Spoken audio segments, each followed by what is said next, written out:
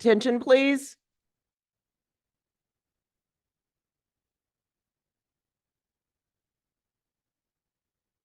Thank you so very much.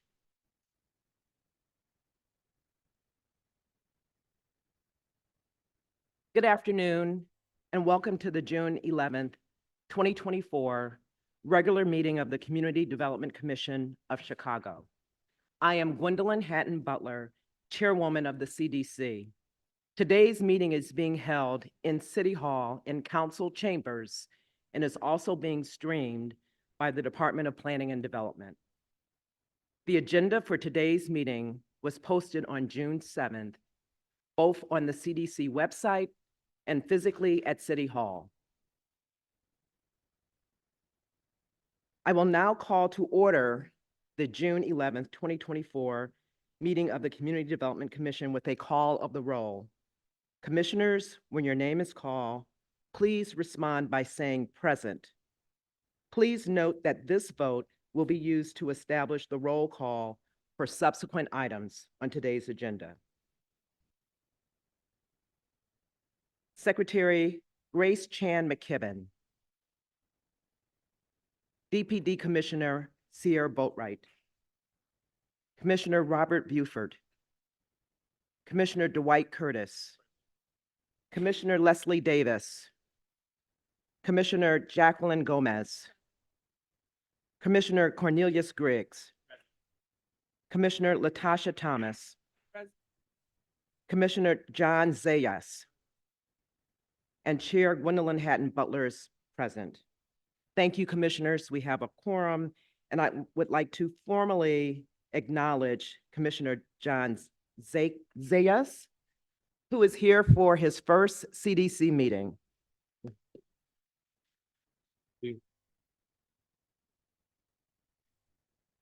Thank you, Commissioner Zayas. We appreciate your participation in this very important process. We welcome your guidance and insights, so thank you for joining us. At this time, we will begin the public comment period of the meeting. All written statements from the public that were received by the Department of Planning and Development regarding items on today's agenda were distributed to commissioners and are kept on file with the department. There were 19 statements received by the department prior to today's meeting. All but one of those statements were in opposition of item A under old business. No other written statements from the public were received for the other items on today's agenda. In an effort for this body to act in alignment with the city's other legislative bodies, the public comment period will be limited going forward to 30 minutes out of respect for everyone's time. However, given the interest in today's meeting, we will take public comments for 1 hour. Speakers were able to sign up to speak prior to the meeting and will be called in the order they arrived. During this public comment period, each speaker is limited to 2 minutes to allow time for as many speakers as possible. We would simply ask that you keep your comments relevant to items on today's agenda. The first speaker today is Mr. George Blakemore. And could you please come to the mic and introduce yourself when you speak? My name is George Blakemore, and I'm very knowledgeable about how the TIF do not work in the interest of the community. It's just another game that's being played. And last time I was here, the Polish community was here dealing with their historical landmark. And they stayed for hours. They let all the people speak. In these white suburbs and places, sometimes they 2 a.m. in the morning. Everybody get a chance to speak. They don't limit you to 2 minutes or 3 minutes. You have the right because you are citizens. And so if they stay all day and all night listening to you, that's what they're getting paid for. I am against this TIF. is the game that TIF supposed to help the poor plighted area. No, no, no, no, no. Only the rich get richer with this TIF. It's just a game. It's just a damn game that people play. Stop it. Stop it now. So if limited to 30 minutes or how many people can speak, you pay them. They don't pay you. And last time these police people, I was so proud to see them. They left Pilsen, but they still have an interest in their historical buildings. And I was glad to see them. And I spoke on their behalf. I'm speaking against this TIF. It's no good. It's not good for the community. It only empowers the rich to get richer. Now with Pilsen, since the Hispanics are in, the whites are coming back. They're moving in, and they're gonna move the Hispanic out. The rich get richer and the poor get poor. You know why? Because it's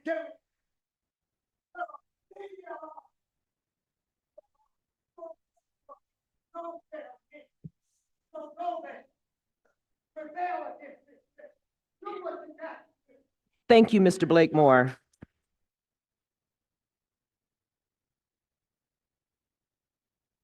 Thank you, Mr. Blakemore. We appreciate your comments.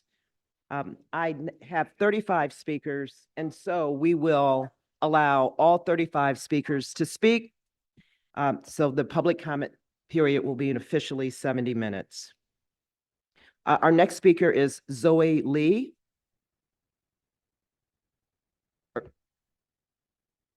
Thank you. Please introduce yourself.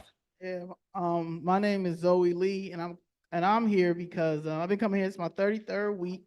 The Sandpiper Lounge that was in LaTasha Thomas' ward when she was an alderman was illegally demolished, and my godfather Leroy Singleton has a federal lawsuit against the city of Chicago because for some reason the city of Chicago believes that they own that building. And you know that that's not true. December 13th, 1965 is when they purchased that building. And the fact that, and the reason why they said the building was demolished because you as you know, the alderman that we have now, who is blank man, David Moore, he says that it was building violations. And my thing is, you're an attorney, and there's a law called Blighted Property Act 1947, 1949. And if you feel like that property is blighted in any type of way, or if it's in a blighted area, you're supposed to go to the governor. The governor is then supposed to go to the attorney general and get it demolished, ask for it to be eminent domain. But the city does what it does and just knocked it down and did not compensate. I just came back from DC last week. I talked to the Department of Justice because it comes with this TIF money, right? This TIF money is y'all piggy bank, and y'all use it for these white developers that come into our communities, knock our buildings down, and then y'all talk about this affordable housing. It's a racket. It's a money laundering. And I promise you, if I gotta run to figure out who knocked my mother's building down and my godfather's building down, people is going to jail. And that's just real talk. Chicago has to stop. This machine has to stop. They indicted Ed Burt. You got a mayor who spends $30,000 on makeup and don't know what he's doing. This is ridiculous. It's something got to give. Thank you. The next speaker is Concepcion Rodriguez. Please introduce yourself.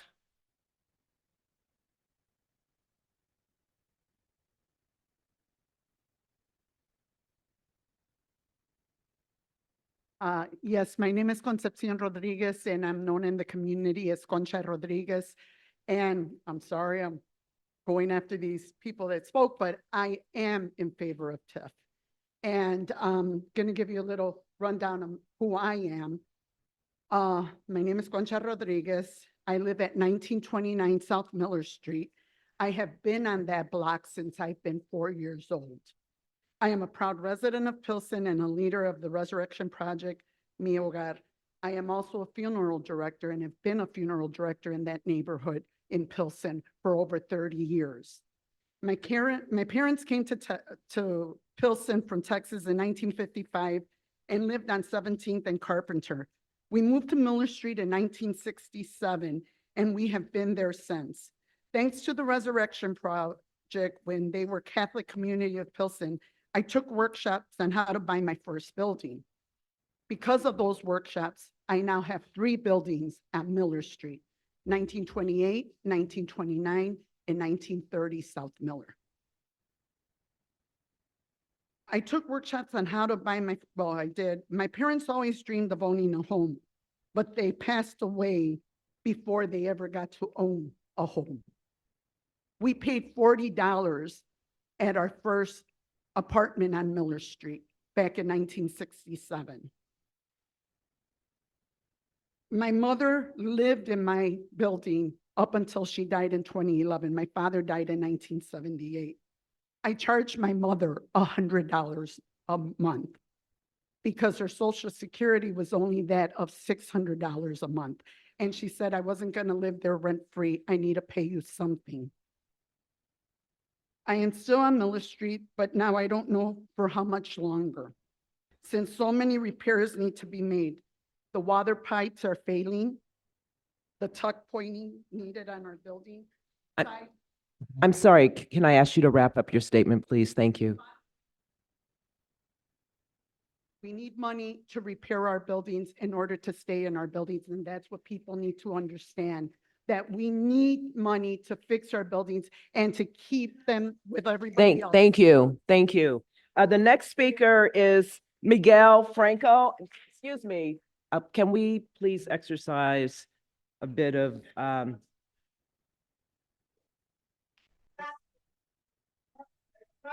Mr. Miguel Franco, please. Mr. Miguel Franco, please.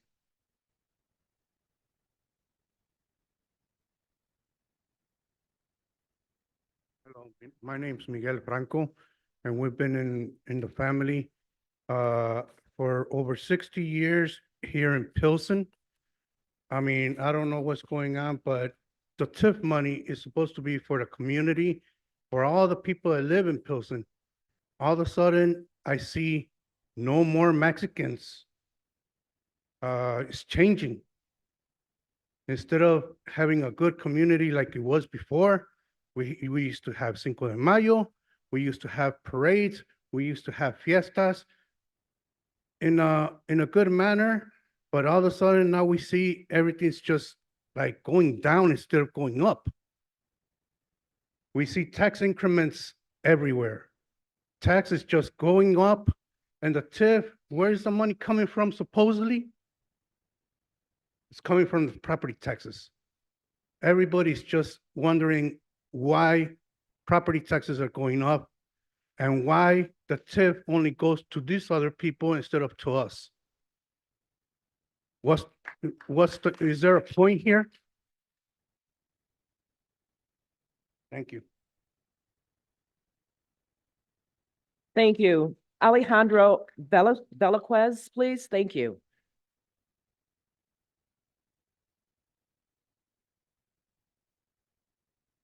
Thank you. The next speaker is Diana Sandoval.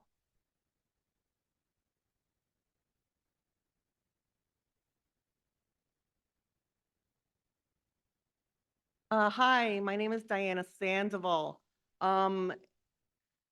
Our property taxes in Pilsen we got paid our property taxes in 2022. For our property taxes in 2021, my property taxes went up 70%. Okay?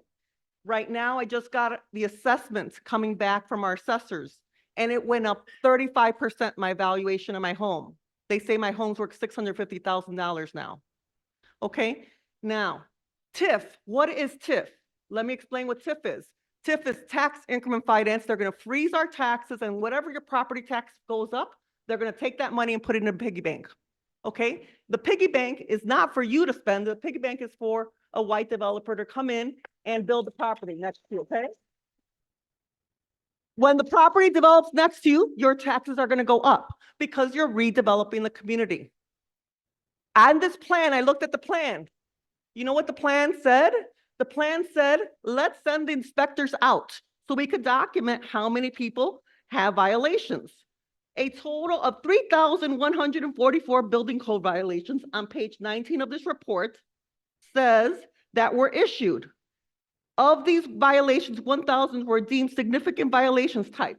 Do you think those homeowners could pay those lawyers to go and keep their homes? No, they forced the people to leave the community by sending the inspectors out. Okay, if developers come next to you, who do you think is gonna come knocking on your door? Knock, knock, let me inspect your house. So all this is a scheme. It's been developed for a while. They've been trying to push it on us to increase our property taxes, okay?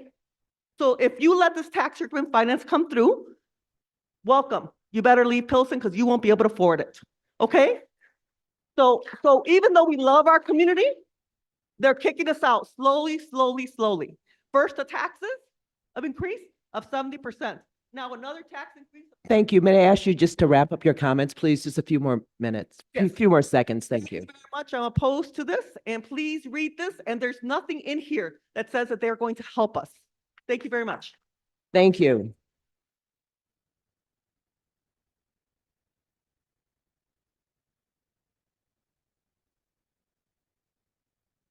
Maria Jaimes, please.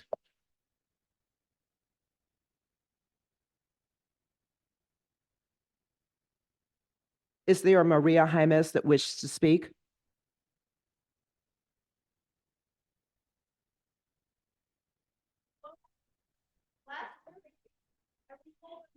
Can we ask Miss Leticia Alamilo to come to the mic, please, if she wishes to speak?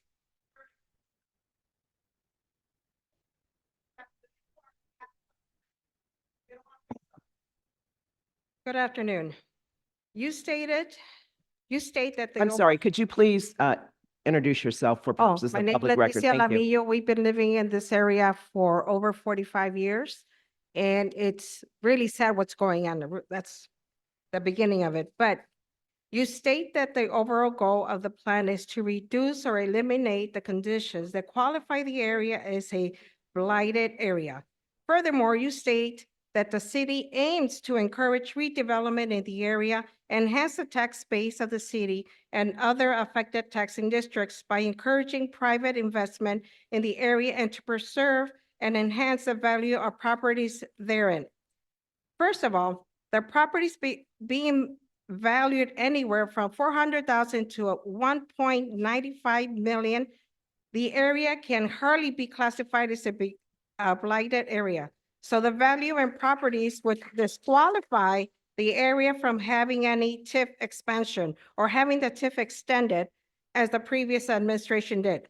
Second, you are looking to enhance the tax base of the city and other affected taxing districts, which means increase our taxes. This begs the question, how are you going to help us not to lose our homes to the high property taxes? How is the expansion going to benefit the existing property owners? And how is the Department of Planning and Development of Chicago going to prevent the existing property owners from being forced to sell because they cannot pay the high property taxes? That increase in the redevelopment will certainly cost. Telling us to sell is not the answer.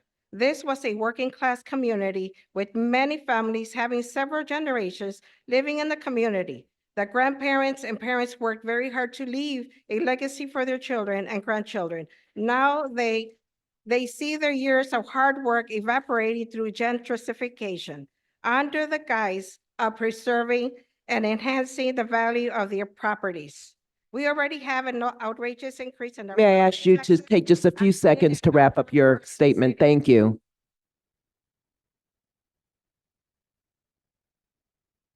Alma Duroin.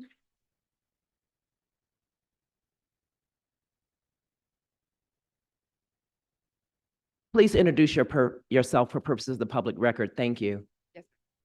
Good afternoon. My name is Alma Duran. I have 3 children, 2 of which are students at Perez School, where they have received a lot of support from the administration.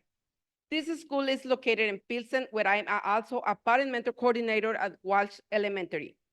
At the time of my separation, I have to make the decision to leave the house where I live. And that was when the difficult task of looking for an appropriate place for me and my children began. I was looking for another apartment in Pilsen for months, but it was difficult because the rent was very expensive. The only option for my children and me was to move to an area where rents were cheaper and change schools and travel to work every day to Pilsen from wherever we have to move. But that also imply a change for my children, which I did not want that to happen.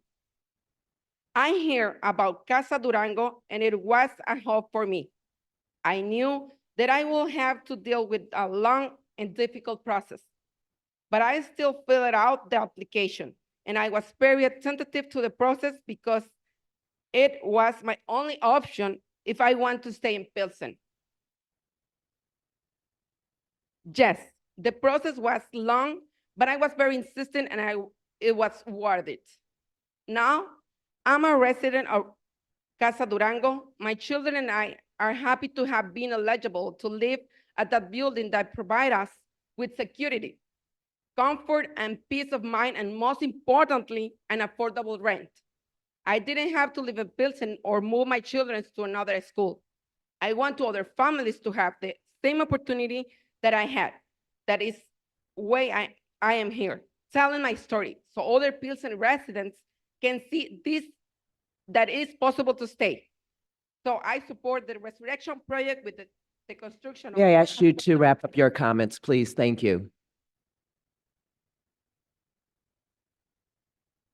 The next speaker is Margarita Gonzalez with her translator, Carlos. Buenas tardes, mi nombre es Margarita González, vivo en el edificio Casa Durango. En agosto del 2022 fui a una misa a donde había unos jóvenes con una mesa de información y me preguntaron si yo estaba interesada en aplicar por un departamento. Me dijeron que el proyecto Resurrección estaba terminando de construir un edificio y que estaba quedando muy bonito. Al principio me pareció como una manera de enganchar a la gente y solo querían mi información, pero hablaban con tanto entusiasmo que me convencieron y dejé mi información. Me dijeron que muy pronto alguien se pondría en contacto conmigo. En ese momento yo estaba desesperada porque mi contrato de vivienda se vencía en enero del 23 y yo no quería renovarlo porque la vivienda estaba en muy mal estado, pero ya había buscado mucho y no encontraba ninguna vivienda que yo pudiera pagar. El idioma y la tecnología eran otro reto para mí.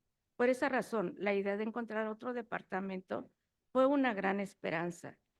Empecé a desconfiar de Proyecto Resurrección cuando pasaba el tiempo y nadie me llamaba. Pero en octubre, casi 2 meses después, alguien me llamó y me preguntó si aún estaba interesada en el departamento y me pidió traer algunos documentos. Mi esperanza regresó. El proceso fue complicado, algo extenuante.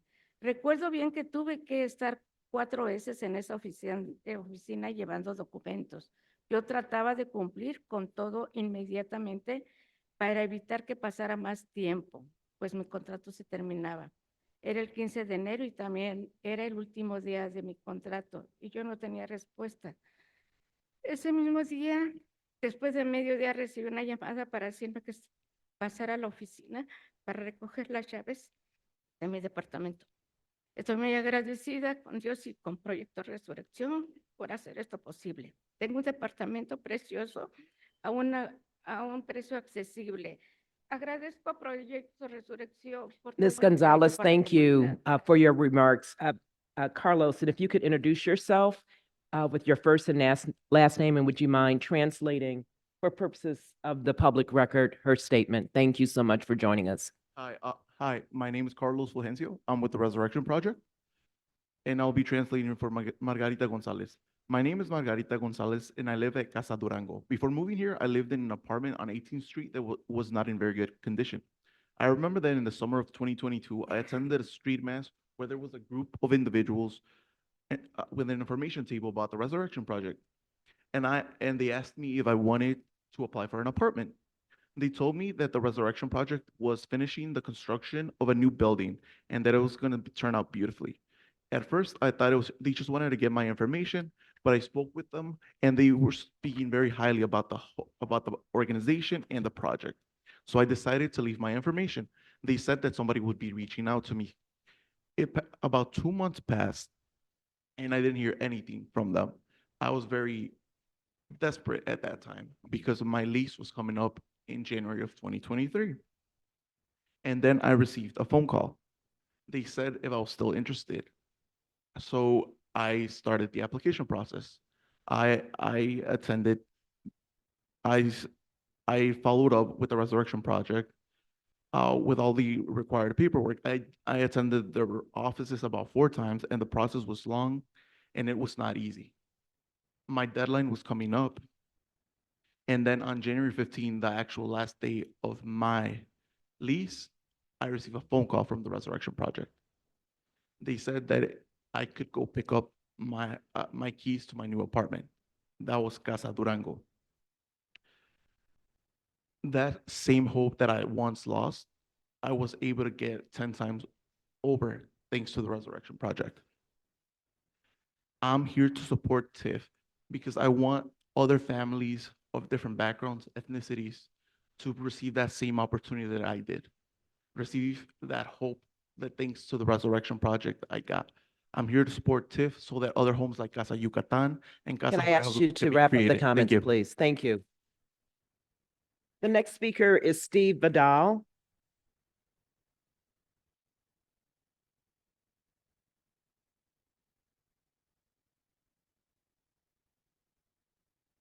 Please introduce yourself. Thank you.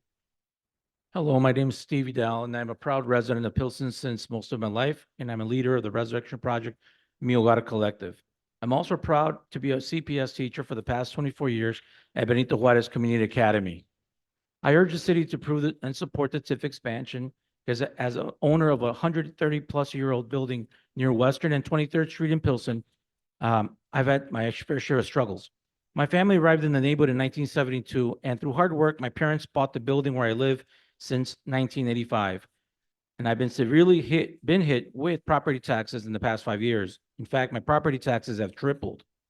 Please pass the TIF expansion for our families. The proposed expansion would give resident housing owners much needed relief for deferred maintenance. For example, my property has been dealing with a collapsing retainer wall that supports an alley, which is on the verge of falling into my yard. I'm one of many property owners who have been stuck and had to put off tuck pointing, roofing repairs, updating our porches, and fixing vaulted sidewalks due to the rising cost of living in Pilsen. We've had no other choice but to defer those repair costs and increase the rent on our working class families. As a result, community families have been forced out due to a lack of affordable housing. We urge you to pass expansion. Let's get much of the needed additional affordable housing right now. Our local elementary schools such as Cooper, Youngman, Orozco, Perez, Pickard, Pilsen Academy, Ruiz, Whittier, and Walsh have all experienced drastic declines in their student enrollments because families cannot afford to live in Pilsen anymore. Without this relief, our classrooms will become vacant. Lastly, this expansion would result in the opening of Casa Yucatan right in front of Juarez Academy and down the street from Cooper Elementary. It is time to bring back our kids back to Pilsen by creating more affordable housing. Thank you.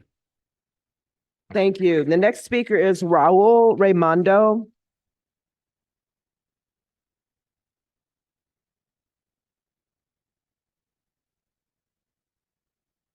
Thank you. Please introduce yourself. Good afternoon, Raul Raimundo. I'm here not just as the director of the Resurrection Project, but I'm also a resident of the Pilsen community for over 50 years and a property owner for over 30 years. My family arrived in 1968, and I've been there for over 50 years. There's a lot of misperception of what the TIF is, does, or doesn't do. We're here in support of it because at the end of the day, we want to preserve as much as we can the character of the neighborhood, its culture, as we welcome newcomers to the neighborhood by creating more affordable housing in the neighborhood, by making sure that schools also benefit from the TIF. I'm a proud graduate of Benito Juarez High School, for example. The industrial TIF was a tool used to do the expansion of our high school there as an example. There are a lot of opportunities with these resources that we can make our community finally better for the residents of the community. Without resources, we won't be able to create home programs, home repair programs, or other tools that we can benefit our community so we can preserve our community as best we can. There's a lot of, again, misperception. This resources that will be raised, the alderman has committed to create an open, transparent process to engage as many stakeholders as possible, to be able to work with him and others, and I encourage others who are here who may be opposing it, to be part of this process to make sure that the resources that are going to be made available through the TIF are directly invested for neighborhood residents so that community organizations, community schools, local business can finally have the resources to prosper and stay in the neighborhood. This TIF is not about displacing people. We hear a lot of TIFs out there that are being used by private developers, by all sorts of developers. We are a community developer, and they're community developers who need the resources so we can preserve the character of the community. Thank you. The next speaker is Kenneth Corrigan. If Kenneth Corrigan would like to speak, please come to the mic now. Great, thank you, Mr. Corrigan. The next speaker that signed up is Eric Butler.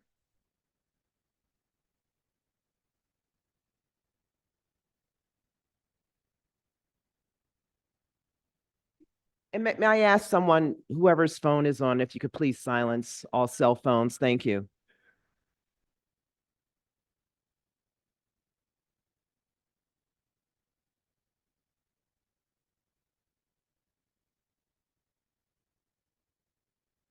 Please introduce yourself. Sure, my name is Eric Butler.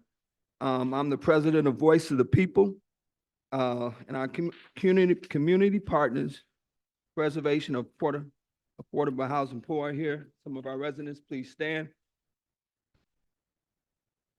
Voice has been involved in advocating for others to preserve affordable housing opportunities in Uptown. We have 14 properties in the community. We are involved.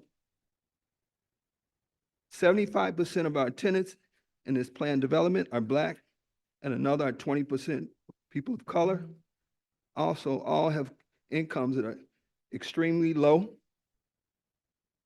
So saving these 5 buildings in Uptown Chicago, affordable apartments, the Hooper Project, is literally helping us sustain racial and economic diversity. Our leaders of the past and our political allies have helped to set up Wilson Yards TIF, and it's fitting that we can now rely on the Wilson Yards to help support continuation of affordable housing.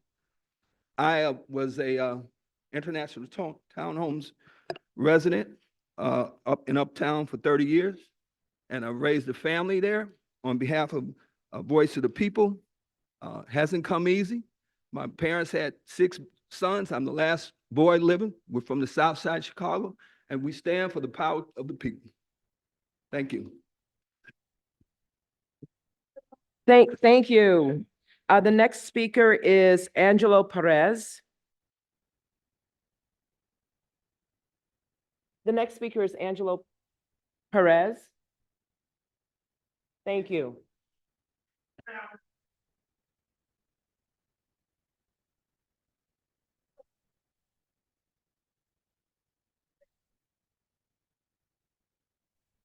Thank you. Please introduce yourself. Hi, my name is Angelo Perez. Hold on a second, I wrote it down because I can't remember everything I want to say. I'm out here on behalf of the Wilson Yards and Heart of Uptown Hoopa Project. I was thinking, I'm a resident of Uptown. I live in one of the buildings. There's a Voice of the People and POA with the Hoopa Project are dedicated to bringing the 5 buildings, the 103 apartments, and their building infrastructure, failing systems up to date, which really need it.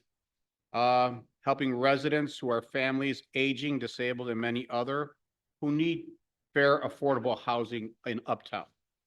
I agree with the project, and it will keep Uptown and the city of Chicago moving forward in the equality housing for all. And I am done. Thank you for your time. Thank you. The next speaker is Anna Miller.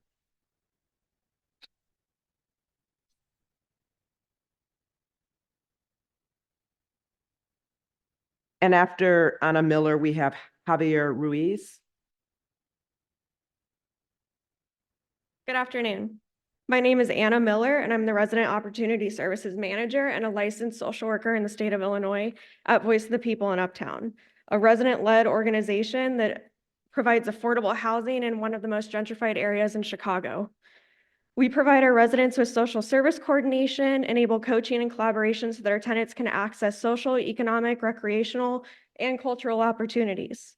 Our services serve tenants at risk at homelessness by coaching them through social and economic instability from a self-sufficiency perspective. Our overall goal is that our residents utilize our services to learn new skills and capitalize on their own strengths. In the building slated for rehab in the Hoopa development, the property management team has been challenged by old building systems who are overwhelmed with maintenance they cannot keep up with. Voice is prepared to assist residents during construction to welcome them back to their buildings in our policy of development without displacement. We urge the city to approve this overdue development of 103 units in Uptown that is critical to sustaining diversity. We are a unique neighborhood. We owe our quality of life to the community and our exceptional residents. Over there. I'm a resident myself. Voice partners and collaborates with social service agencies, local advocacy groups, our local alder people, block clubs, housing organizations, and universities. We're strengthened by our ties. We put into practice the fact that affordable housing increases resident financial stability, education, preventative health care, and neighborhood quality. Dignified housing is the cornerstone of this community. Thank you. The next speaker is Javier Ruiz. Hey, everybody. Okay, so I just want to start by saying Sorry, could you please introduce yourself? Thank sorry. you. I'm Javier Ruiz from Pilsen. I'll be quick. So someone else mentioned it. The way TIFs work is it diverts money away from regular public services. So instead of paying for schools, hospitals, the extra money, it goes into a slush fund.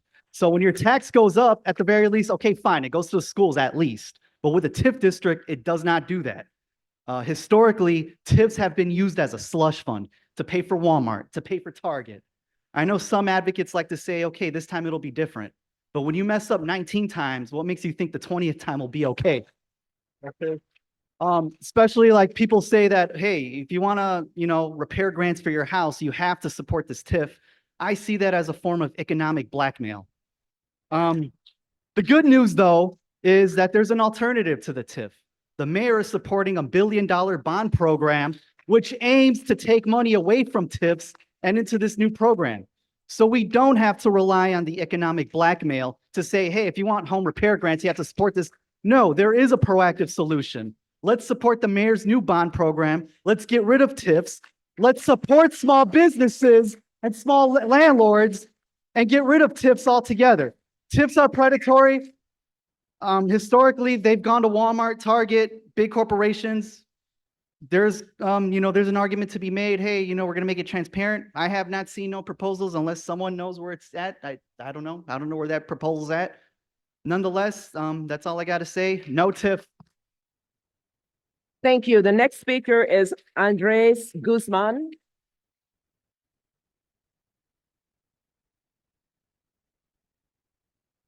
Hello, y'all can hear me?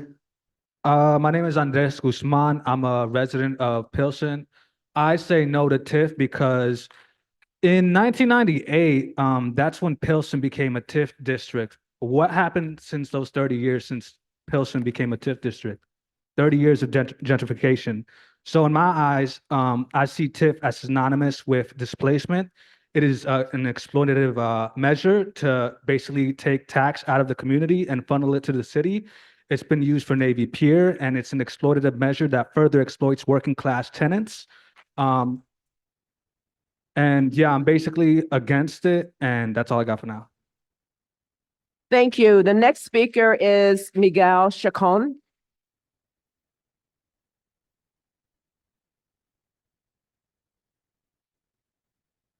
Please introduce yourself. Thank you. My name is Miguel Chacon. I'm a resident of Pilsen, and I'm here to speak in opposition of the TIF district expansion. And it's mainly on the grounds that Alderman Sixshow has purposely withheld community-wide participation in the process. He continues to mislead this community and the residents of 25th Ward by making statements that he's had a community-led process. He hasn't. Alderman Sixto only gives the illusion of transparency while hiding behind the veil of stakeholder meetings, which are code for you're not invited to this meeting. During this first stakeholder meetings, Wacolda Reyes said that the only concern that she had was that we should hear directly from the residents of Pilsen. And although Alderman Sixto acknowledged that request, at no point has the alderman had been open to having a public meeting. In fact, the only open to the public meeting was held by the Department of Planning, which was heavily attended and characterized by sometimes as unruly meeting with a strong opposition by local residents. If the residents of Pilsen are mistrustful of TIF, it's because we have an alderman who spent an entire career chastising everything about it. He previously held workshops on the negative aspects of TIF. In 2015, he was quoted in the Tribune and the Sun-Times that the TIF has created a blight in Pilsen. He has repeatedly made public comments against TIF and words that his constituents have grown to be mistrustful of what TIF does in our neighborhood. When it comes to zoning matters, it's much ado the same. Give illusions of transparency while not having open public meetings at all. How can we trust this alderman to include us in a democratic process about TIF when he has failed to just give the most basic level of constituent services, which is communication? And lastly, he's engaged in numerous actions that potentially put the city in financial peril. And could potentially cost the city millions, just like the site at 18th and Peoria did, which the city was being sued and had to pay that developer $12 million because it was properly rezoned by the previous alderman. This alderman is going to use this fund for a slush fund of his inactions and making the neighborhood a lot worse than it is. There's a lot of opportunities in the neighborhood, but this is not the right way to spend our money in the city. Thank you. The next speaker is Reverend Tanya Lozano Washington.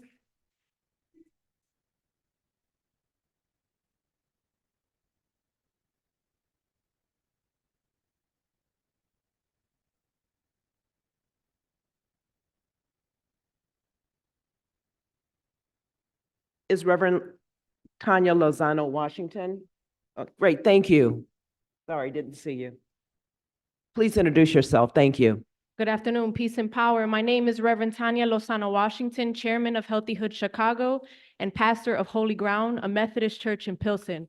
I am here today to share our experience and support a proposal that can benefit our community.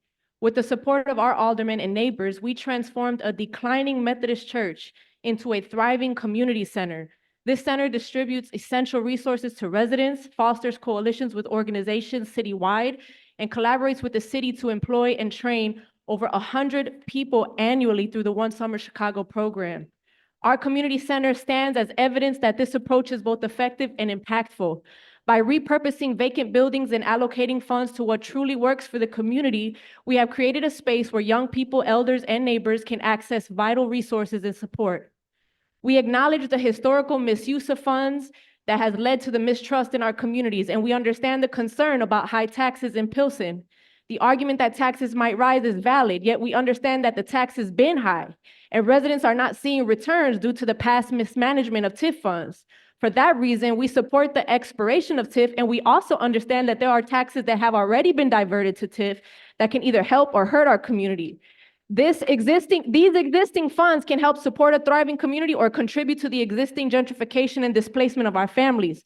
We support our Alderman Byron Sixto and his proposal for a structure of accountability that includes community involvement and how these existing funds are allocated. This could be achieved through consistent public hearings with notices sent to all Pilsen residents regarding any request to use the existing TIF funds. It's not black or white. Transparency in decision-making from city and state government is crucial. It is a vehicle to build trust with our communities and ensure that resources are used effectively. We believe these funds should repurpose vacant buildings and churches into community spaces like ours, offering resources, programs, and assistance, improving our schools, and assist current homeowners with improvements and repairs on their homes to create a stronger, safer Chicago for everyone. Thank you. Thank you. The next speaker is Michael Edwards.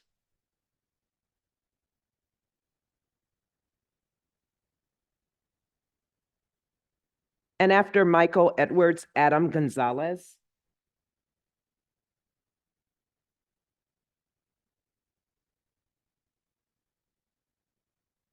Thank you. Please introduce yourself. Yes, my name is Michael Edwards. I'm the president and CEO of the Chicago Loop Alliance. Thank you for the opportunity to speak today. The Chicago Loop Alliance is an organization that is interested in the success of the downtown loop, and I'm here to speak in favor of the LaSalle Street projects that are on the agenda. Chicago Loop Alliance has been around for a long time. We have a 5-year strategic plan. 4 of those points that I think are applied to the LaSalle Street project include: we want to restore confidence in the loop, so more people come, employees come back. We want to raise the profile of the loop as the heart of the downtown. We want it to be everyone's neighborhood, so we do things like Sundays on State. The loop should be for everyone, not just for those who can afford to be there all the time. And we want to complete the urban district. We want you to be able to come down and have a great time and have lots of things to do. The LaSalle Street project we've been involved in since the beginning, when the Urban Land Institute came in and began the study that resulted in these 4 projects that are on the agenda today. We think all of them really speak to the 4 strategic priorities of the Chicago Loop Alliance. There's affordable housing, it completes the district, it restores confidence in the loop, and it'll be available to everyone in Chicago. So therefore, we would like to see the commission support these 4 TIF projects for those LaSalle Street buildings. Thank you. Thank you. Adam Gonzalez. And after Adam Gonzalez, Ward Miller. Good afternoon. My name is Adam Gonzalez. I'm the General Counsel for El Valor. We are in support of the Pilsen TIF. El Valor is a nonprofit based in Pilsen for the last 50 years. We serve over 4,000 individuals and families with early childhood development and services for adults with disabilities. We have 5 buildings across the Pilsen area, including housing and early childhood centers. This redevelopment would allow us to have access to funding to increase our program capacity, improve accessibility of our buildings, and to be able to remain in Pilsen. Our families are sensitive to the increase in costs, and this would allow working class families to continue to grow and thrive in Pilsen. We would be able to access more funding for small businesses, property owners, and community-based organizations. We are in support. Thank you. Thank you, Ward Miller. And after Ward Miller, Elvira Carrizales. Good afternoon, Madam Chair and members of the Community Development Commission. I'm Ward Miller. I'm the Richard H. Driehaus Executive Director of Preservation Chicago. We are here today before you to support the LaSalle Central Redevelopment Project area, items number D through G on the agenda for 4 downtown buildings. These buildings are 30 North LaSalle, 79 West Monroe, also known as the historic Rector Building and Bell Federal Savings Building, the 111 West Monroe Building, formerly the BMO Harris Bank Building by Shepley, Rutan, and Coolidge, with a 1958 addition by Skidmore, Owings, and Merrill, and also 208 South LaSalle Street Building. We at Preservation Chicago are of the opinion that these reuse projects are vital to the historic structures and also to the LaSalle Street corridor of buildings, and to engage TIF funds in this instance towards the conversion of former office buildings to much needed residential reuse, including affordable housing units in the loop.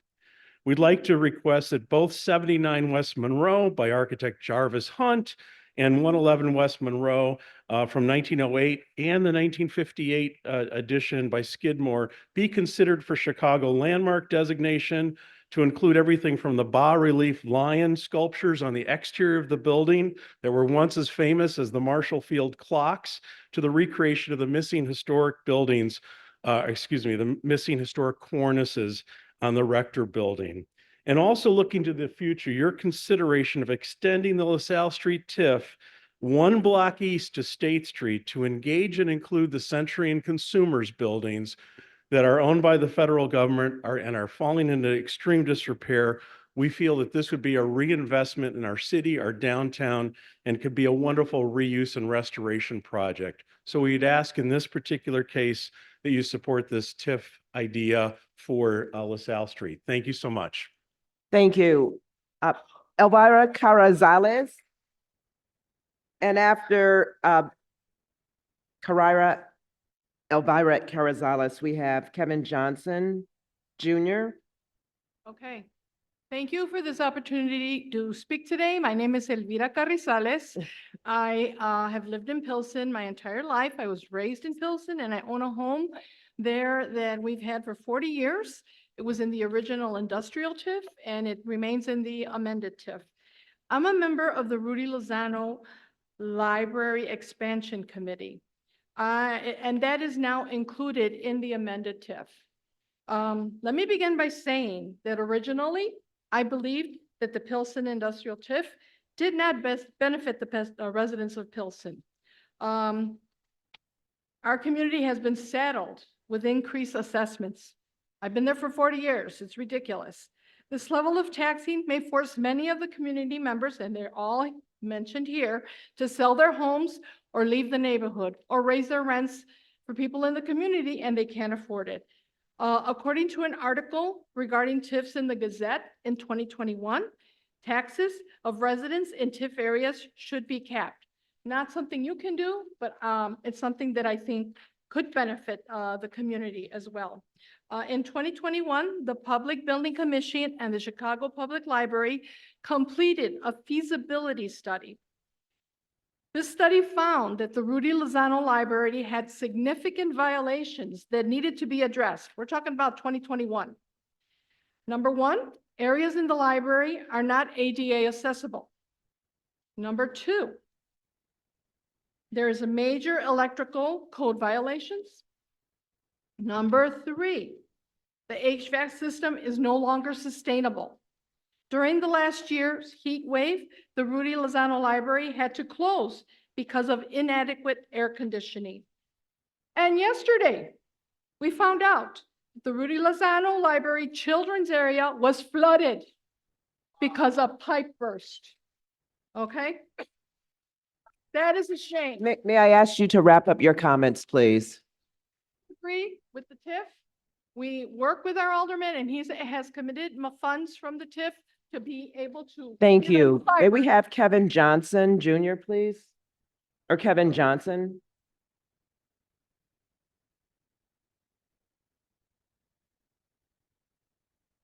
After Kevin Johnson, Margarita Gomez.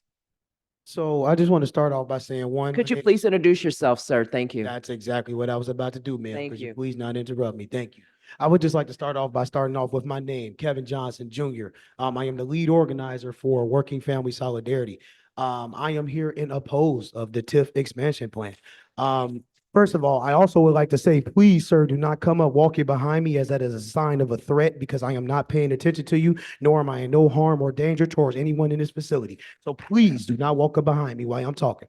Second of all, we have worked hand in hand with Byron Sitcho Lopez over the years on other issues and projects, which we do support, and we support some aspects. But however, the transparency of what this plan was supposed to be, as well as the opposition that happened when the city and DPD abruptly stopped the meeting just a little over a year ago at Benito Juarez High School, when we made sure that the community knew we did not want TIF.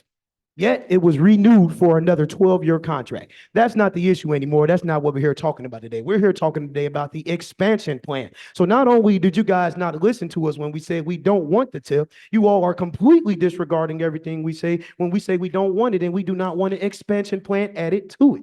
We do not agree with what TIFs have done. There has been numerous amount of residents today. We also have residents of our community, as well as our executive director who's currently living in Pilsen, who has received literally triple the amount of property taxes since the TIF has been introduced into this area. It's not fair to current homeowners that are in that area should have to take the burden for you all to use your slush fund money however you see fit to invest in FedEx, to invest in Amazon, that end up leaving the industrial district that's over there. Okay, you all invest all of this money into these private organizations, these private companies that come into our city that actually don't do any beneficial things for those residents. Amazon left, Walmart left. How many, why did they turn my mic off? I still have 5 seconds. How many individuals and how many times do we have to tell you? We do not need TIF, we do not want it, and it is not, please, sir, I am not being Thank you. Margarita Gomez, please. And after Margarita Gomez, we have Dwayne Therikin. Margarita Gomez, please.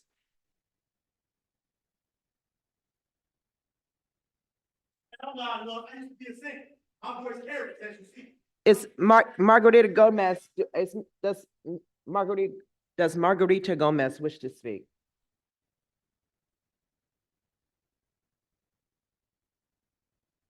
All right, I apologize. This handwriting is difficult for me to read. I believe it's Dwayne Therikin.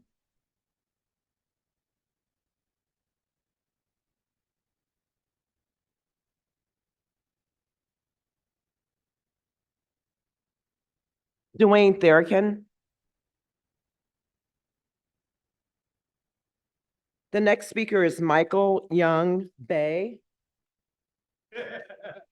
Don't go over here having me, and I ain't calling nobody that's gonna stop my time. I get 3 minutes. It's 2 minutes, sir. Well, The we counter gonna is keep, wrong. I don't need you to interrupt either. Be quiet. I got the floor now. Once the chairman turns over to the speaker, they have the floor. So let me Sir, speak. please, I'm speaking. please, we're going to give you, you can cannot start resume now. your Thank you. speak. Be quiet. Shut up. And all that. Cause I'll address you. Please introduce yourself, sir. You said my name already. How y'all doing, people? The TIF money stands for transferring illegal funds. That's what it stands for. Now, I ain't from Pilsen, but I pay attention to my city. So I remember when Rahm Emanuel pushed to rebuild Pilsen. And a lot of y'all Hispanics over there, whatever y'all may be, Puerto Rican, Cuban, walk thing. But anyway, y'all supported that. Y'all got behind that. Because y'all ain't look at how they do our neighborhoods. It's the same game. They got people coming up here from uptown who they pay to come up in here and talk all that stuff, and it's the same game. Uptown, one of the most expensive places to live in right now. Our people can't afford them homes. These people can't afford them homes, them nice condos y'all building up there.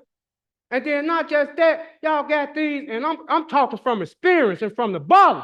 So I'll take it down to even being homeless. And y'all give all these shelters TIF monies, and them shelters are nasty. They filthy. People talking about, and you sound ignorant, it's a form of retardation. How you supporting the TIF fund, but yet you complain about how your area look? That's why they took the word retardation out to school, retarded, because when you call a person retarded back then, they'll straighten up. This TIF money is not to help the communities.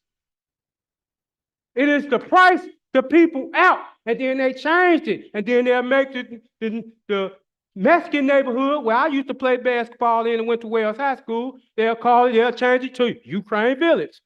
It's no longer Little Puerto Rico or Little Mexico or Little African American neighborhood. They will price you out. Thank you. May you wrap up your remarks, please? And Thank I'm gonna you. wrap up my remarks with this here.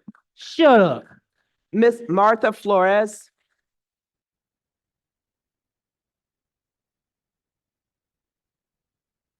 Martha Flores.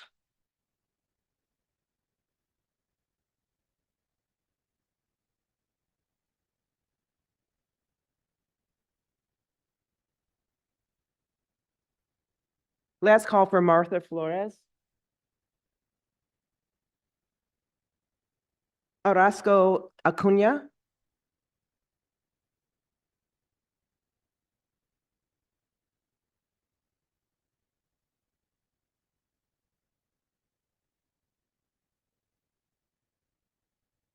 Thank you. Please introduce yourself. Yes, I am. Good afternoon. My name is Erasmo Acuna. I live in Pilsen.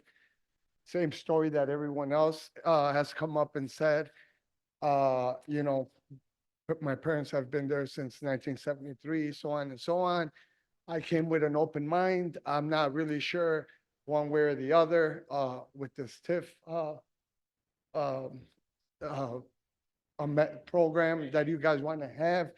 My thing is that being in the neighborhood for so many years, hearing these stories that, you know, you generally don't see on the news or hear from neighbors, the library being flooded, and yet you got, you have $1 million condos, as we all know. The neighborhood is not for the residents there, it's for other students whose parents have the funds for them to pay $1,500 for a 1-bedroom. I don't see how this TIF fund would help the community, small Hispanic children that need, better education, better after-school programs. There's beautiful parks in Pilsen, nice grass, new trees, yet there's no one in the parks. Why isn't that money or those funds used, as people have quoted, directly for the neighborhood? Again, something that's not addressed, you build condos, there's, 1,000 new residents, usually younger people. We all know the neighborhood, it's upcoming or young and bars, just like Wicker Park. My parents also have a building by Humboldt Park. Same thing happened there. There's condos on both sides of their buildings. There's no longer as many Puerto Ricans in that neighborhood. You can name that neighborhood whatever you want to name it, but if the residents are going to be all white, excuse me, they have to use racial terms, but then there's no longer Pilsen. So I'm definitely against this fund. May I ask you to Going- wrap up your comments, please? Thank you. About it, But let's do Rosa something. Sabito, please. Let's do something to really improve the community, and I'm somewhat disappointed with this alderman that I usually see on the news. It's Rosa Sabito And it's very. here, and does she wish to speak?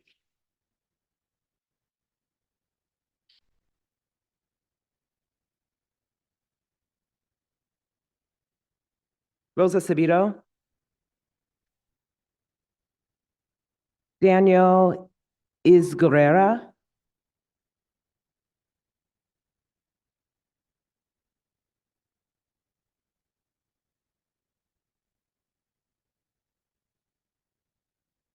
Juan Noriega?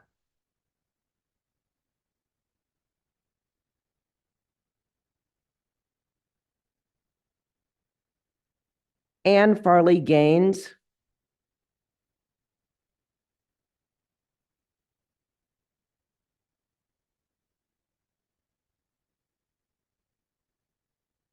Jean Parisi?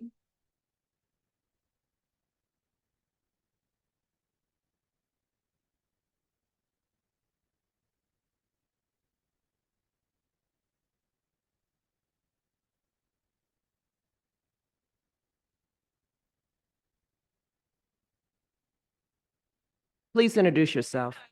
I am Jean Parisi. Most of Pilsen knows me for all these many, many years. I came in 1975. My husband was born there in 1942. So we've been around a long time. And let me tell you, the TIFs are gonna take the money off of our taxes and put them in the slush fund. All these other people spoke much better than I could. But I just want to remind you, there's nothing in any of these plans that says they're going to give you money to fix your alley or encampment, or anything on your building. And why is the library having trouble? Because the money got took away from, that should be going to the library. Hey, and we've been clowning around in Pilsen forever, and the park, Dvorak Park, it used to be open 7 days a week. Now, oh, don't worry, we're just closed Sundays for a little while. Now it's closed only there till no Sundays. And in the summer, they even close the field house on Saturdays because they don't have enough staff to have both the pool and the field house open. Why? Because the money that should be going, the TIF money that they're going to take off the top, should be going to everybody's schools, everybody's parks. It shouldn't be just for the, whatever this development thing that everybody thinks is going to help them. I don't know. We had that, right, somebody said it very eloquently. We had that meeting at Benito Juarez and we all said, no, and that's what we said. No, we don't need that. I like this idea that Javier said about the bond issue, something that actually puts money that we can access, because yeah, we need it. I don't think we're blighted. I think somebody else is blighted in there. Right? So no tips. Sorry, Byron. How many? I sort of. May I ask you to wrap up your comments, All right. please? Thank you. So The remember, last speaker is Julie Sawicki.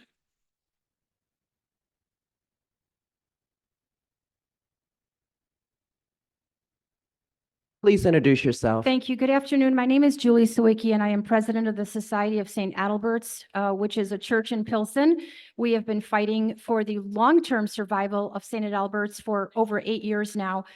We recently, praise be to God, had the Landmark Commission give their approval for landmarking St. Adalbert's. So a long fight and a long road ahead, but we see the TIF as the kiss of death for St. Adalbert's. We don't need public funds to manage St. Adalbert's. We don't need public funds to set it up for success for the next 150 years. St. Adalbert's has been a parish and part of the Pilsen fabric for 150 years. At one point, it provided wonderful community services. It no longer does. And we are prepared to set it up for success for the next 150 years without public funds. I am also a resident of the city of Chicago, and I have been following TIF since 2014. And I don't know if any of you sitting up here have seen the letter that was sent to residents of Pilsen regarding TIF. This is a 10-page, double-sided letter that says nothing. It is not understandable. It does not explain how TIF works. It does not explain how our property taxes are supposed to go to the taxing bodies of the city of Chicago and Cook County. Public schools, hospitals, forest preserves, water reclamation district. This is where our funds are supposed to go. But the TIF diverts funds into a slush fund. And you know what? Fool me once, shame on you. Fool me twice, shame on me. You have fooled us 19 times in misuse of TIF funds. Enough is enough. TIF raises our property taxes. Congressman Michael Quigley said it in 2011. Property taxes have risen at least 10% for Chicago taxpayers. A tax district in Pilsen affects every taxable resident in the city of Chicago, and it raises our rents. Stop TIFs. Enough. Thank you. The time we allotted for public comment period of today's meeting is now over. We have 9 items on our agenda today. The first item on our agenda requests approval of the minutes from our previous meeting held on May 14th.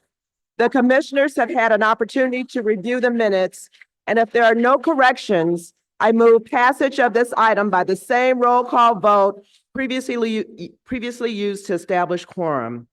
Commissioners, are there any objections or changes to the minutes?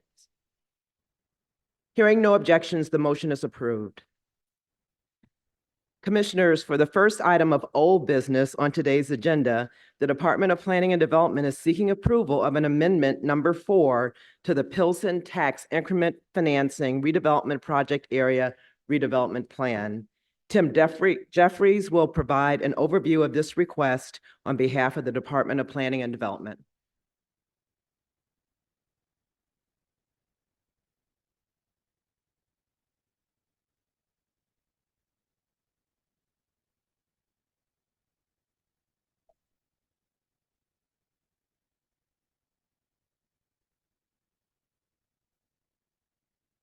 Good afternoon, Chairwoman Butler and members of the Community Development Commission. For the record, my name is Tim Jeffries, Managing Deputy Commissioner in the Department of Planning and Development. I'm here today to request your approval of a recommendation to City Council that it approve an amendment to the Pilsen Tax Increment Financing District for the primary purpose of expanding its boundaries. For context, shown here is the Pilsen TIF district that exists today. The TIF was originally designated on June 10th, 1998 as a combination blighted and conservation area and is generally bounded by Cullerton Avenue and 16th Street to the north, Stewart Avenue and the Chicago River to the east, the Stevenson Expressway and 33rd Street to the south, and Western Avenue to the west. It's primarily in the Lower West Side community area, but has portions in the Armour Square and Bridgeport communities as well. The district is also within the 11th, 12th, and 25th wards. The most significant action of the proposed amendment number 4 is to expand the boundaries of the existing Pilsen TIF district in order to include the whole of the Pilsen neighborhood, including the residential and commercial areas. In addition to the expansion, further changes are needed because of the previously approved extension of this TIF district, which happened in November of 2021, when the city received authority from the state's General Assembly to extend the life of the TIF district for an additional 12 years, an action that was subsequently approved by City Council as Amendment number 3 in October of 2022. As a result, the city is seeking an update to a number of elements in the redevelopment plan, including changes to the land use map to reflect current conditions, updating the goals and objectives for an expanded area, and revising the budget to account for an additional time in the expanded area. The reason the DPD is seeking this boundary amendment is because the TIF as it exists today lacks the ability to advance all of the goals of the community. Specifically, when the Pilsen TIF was originally designated in June of 1998, it was an industrial focused one with the purpose of ensuring that the area remained a jobs hub.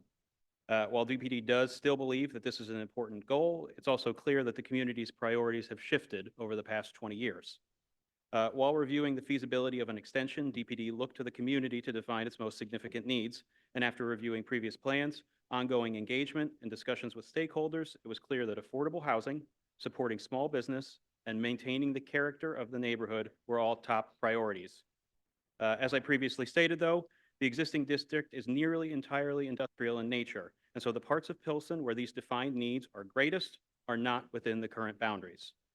Given that, an expansion of the TIF boundaries is necessary in order to ensure that the entire Pilsen neighborhood has access to financial resources that will facilitate investments in affordable housing, locally owned small businesses, and the community's schools, parks, and infrastructures.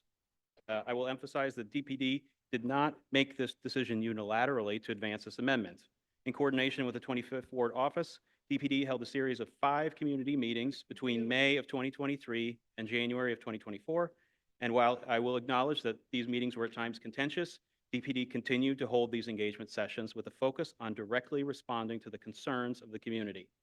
This approach was more effective, and we believe that stakeholders walked away with a sense, with not only answers to their questions, but also a clear sense of how the TIF would specifically be used to advance the goals of the community. Following those meetings, DPD received a letter of support that was co-signed by a broad coalition of 25 Pilsen-based community organizations, businesses, and stakeholders, as well as an additional letter of support from Alderman Sigcho Lopez. If approved, this action would result in the changes to the current boundaries shown here. The area in pink represents the current boundaries of the Pilsen TIF district, while the areas in yellow show the proposed expansion areas. Expansion is a significant one that would add nearly 700 acres of property to the TIF district. As I stated earlier, the overall intent is to include residential and commercial properties within the boundaries in order to ensure that the Pilsen TIF includes all of Pilsen. In order to establish an area within a TIF, the state's TIF Act requires that any expansion independently demonstrate eligibility factors that meet the TIF Act's definition of blighted. Under the criteria for a conservation area, the expansion area must meet a 2-factor test. The first factor is that 50% or more of the area's buildings must be at least 35 years or older. The proposed expansion area easily meets that criteria, with 82% of the buildings being older than that. The second is no less than 3 of 13 eligibility factors described in the TIF Act must be meaningfully present and reasonably distributed throughout the area being considered. Based on fieldwork, research, and documentations of existing conditions on buildings, sites, and parcels, it was found that 4 of these factors were meaningfully present to a meaningful degree. Specifically, those include inadequate utilities, deterioration, structures below code, and excessive vacancies. Given that, DPD believes that an expansion area meets all legal requirements to be designated as a TIF district. A full reporting of these conditions, including the methodology, is outlined in the eligibility study that was previously provided to the commissioners, as well as recorded on file with the city clerk's office. As previously stated, in addition to that boundary amendment, DPD is pursuing a number of technical amendments to the redevelopment plan that are needed as a result of the previously approved extension. The first of those is an update to the general land use plan. The revised land use map shown here was drafted to be in alignment with the city's most current plans and policies for the area, including the zoning code, the Pilsen and Little Village Action Plan, the Little Village Land Use Strategy, the Chicago Sustainable Industry Plan, and Pilsen, a Center of Mexican Life, among others. The land use for the expanded areas really just reflect current conditions, but include residential, commercial, industrial, institution, as well as mixed-use commercial and residential properties. The second change is to revise the previously established goals and objectives that reflect the defined needs of the communities that go beyond the industrial focus language that exists in the district plan today. A few of those goals are listed below, and highlight that the TIF will be used to first expand the neighborhood's affordable housing options through a variety of different kinds of housing. Two, to preserve the unique cultural character of Pilsen, including its locally focused and small business focused retail corridors. To three, rehabilitate buildings that are uniquely important to the culture and community of Pilsen, including things like schools, libraries, and landmark buildings. And finally, that the TIF should, as it is today, continue to ensure that the Pilsen Industrial Corridor remains a strong economic and job center for the community and Lower West Side. Finally, changes to the redevelopment plan include an update to the budget that reflects the additional increment that will be collected as a result of the 12-year extension, an expansion that will nearly double the size of the TIF, and just general inflationary growth that has occurred since 1998. In total, it's expected that the TIF will generate almost $950 million in incremental property taxes over the 36 years. This figure, as I said, does not this figure includes not only the original budget, but also the additional increment that will be collected over the next 12 years, as well as the expanded area of the TIF. As you can see, the majority of funds are anticipated to be used for public works, and nearly $400 million is slated for affordable housing, building rehab, and the associated costs of environmental remediation, acquisition, and site prep. If these proposed changes are approved, the result would be that the city would have a source of funds readily available to invest in community priorities.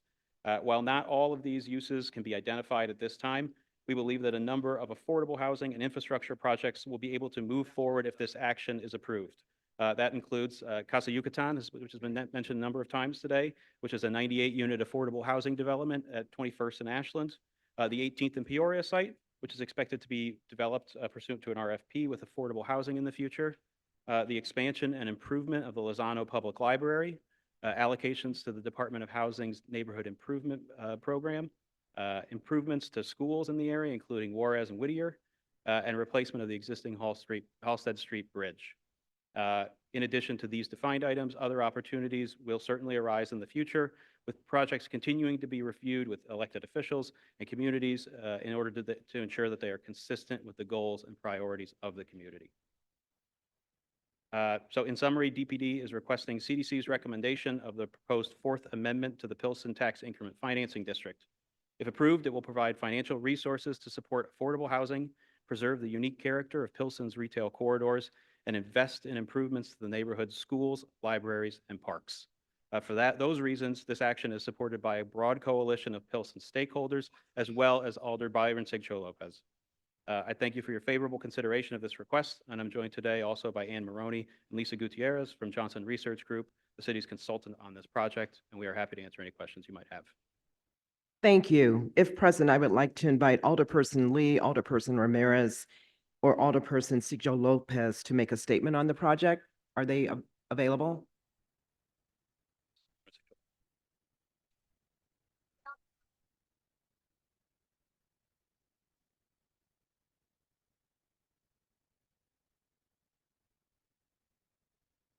Thank you, Alderman. Thank you. Thank you, everyone, for coming today. I'm speaking today not only as the elected official of the 25th Ward, but as a father of 3 children, as a homeowner myself, and as an advocate that has been tirelessly fighting to make sure that our community continues to stay. Our community has certainly been victims of corruption, disinvestment, and neglect that historically have been felt and have been fought by the community leaders, the community residents, many of whom are here today. I'm speaking to you as your neighbor, but also as someone who sees you as a fundamental part of this process. What you're hearing today are the voices of our community. I welcome both people who are in favor as well as those people who are against this proposal, because there's no magic tool. There's nothing that can happen without our community, without people being at the table. That's why it is very important that we listen to one another. Today, we are not making any decisions. We're simply making sure that every single resident not only is being consulted, but we want to make sure that every single one of you is part of the process so that we can change together, perhaps, a horrible legacy of the TIF program. In 2019, I was one of the few elected officials who fought against the TIF giveaways where two developers took $2.3 billion from the city of Chicago to build supposedly 20,000 units of housing. Many of that was not even built to this date. I understand, like many of you, the outrage, but also the hope that better days can come to the city of Chicago. But it cannot be one single office. It cannot be one single alderman. It takes a village to change this horrible legacy of neglect, of disinvestment, and displacement. In 2022, we did indeed host a meeting where community residents were frustrated and angry as we received property tax increases when the city of Chicago was proposing a blank check for TIF dollars to go to the coffers of the city of Chicago. We have not stopped meeting. What you hear today are the platitudes, unfortunately, of the same people who not too long ago in 2022 were telling us that we should landmark as many as 1,000 homes for $1 million. We opposed that project, and rightly so, because it did not come to the best interest of our community. We are not here taking this lightly. We know and we understand that the livelihood of our community is at stake. And I welcome every single resident who came today. I ask that we, as a community, listen to one another. The status quo is not going to help us. I hear many of residents frustrated because many families cannot find a place to live in Pilsen today. Skyrocketing rents, as well as many property taxes that are increasing today and continue to do so, unless we take action, and we must take action together. What we're asking of people today is to listen to one another. There is many people who may have their own perceptions, their own views. That's why we are notifying every single person affected, not to only listen and trust us, to participate. I understand very well the importance of turn up the heat. As an organizer, I've done that.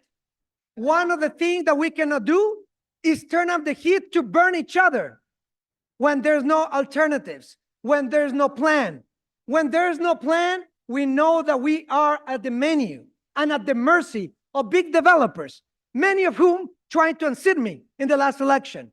I feel no pressure whatsoever by developers or special interest groups. I do feel the urgency of my neighbors, many of whom voted, and I live in that precinct, because I see the need for help. And that's what we're asking of city departments today. We're asking city departments to work with our community residents, every single one of us, to fight to stay. Because our community have fought long and hard to build the homes that we have today. But we cannot do it alone. That has become clear to me. When we continue to see homes for sale, we continue to see the disinvestment in our schools. And I tell you, if you ask for any family looking for a place to rent or a home to own, if that's possible. So I tell you that today, my responsibility as elected official is to make sure that every single possible policy is at the table. That's what we are proud to be part of a community that fights. We have fight. We are the only neighborhood that install an anti-deconversion ordinance. So developers cannot come, tear down buildings and convert them to mansions. That's what was happening before I took office. And I tell you that because of that anti-deconversion ordinance, we have prevented more and more development to come and tear buildings apart. But more than anything else, tear our community apart. Our community is not made of people or made of buildings. Our community is made of people. And that is the same argument that we made. That's the same argument that we made when we opposed the landmark. With the due process and after we heard from each other. And we'll consider everything at the table together. One of the things that we're gonna make sure that we understand today is that it is one of the things that we wanna consider today, is that we need full accountability by every single department, that we must listen to one another to look.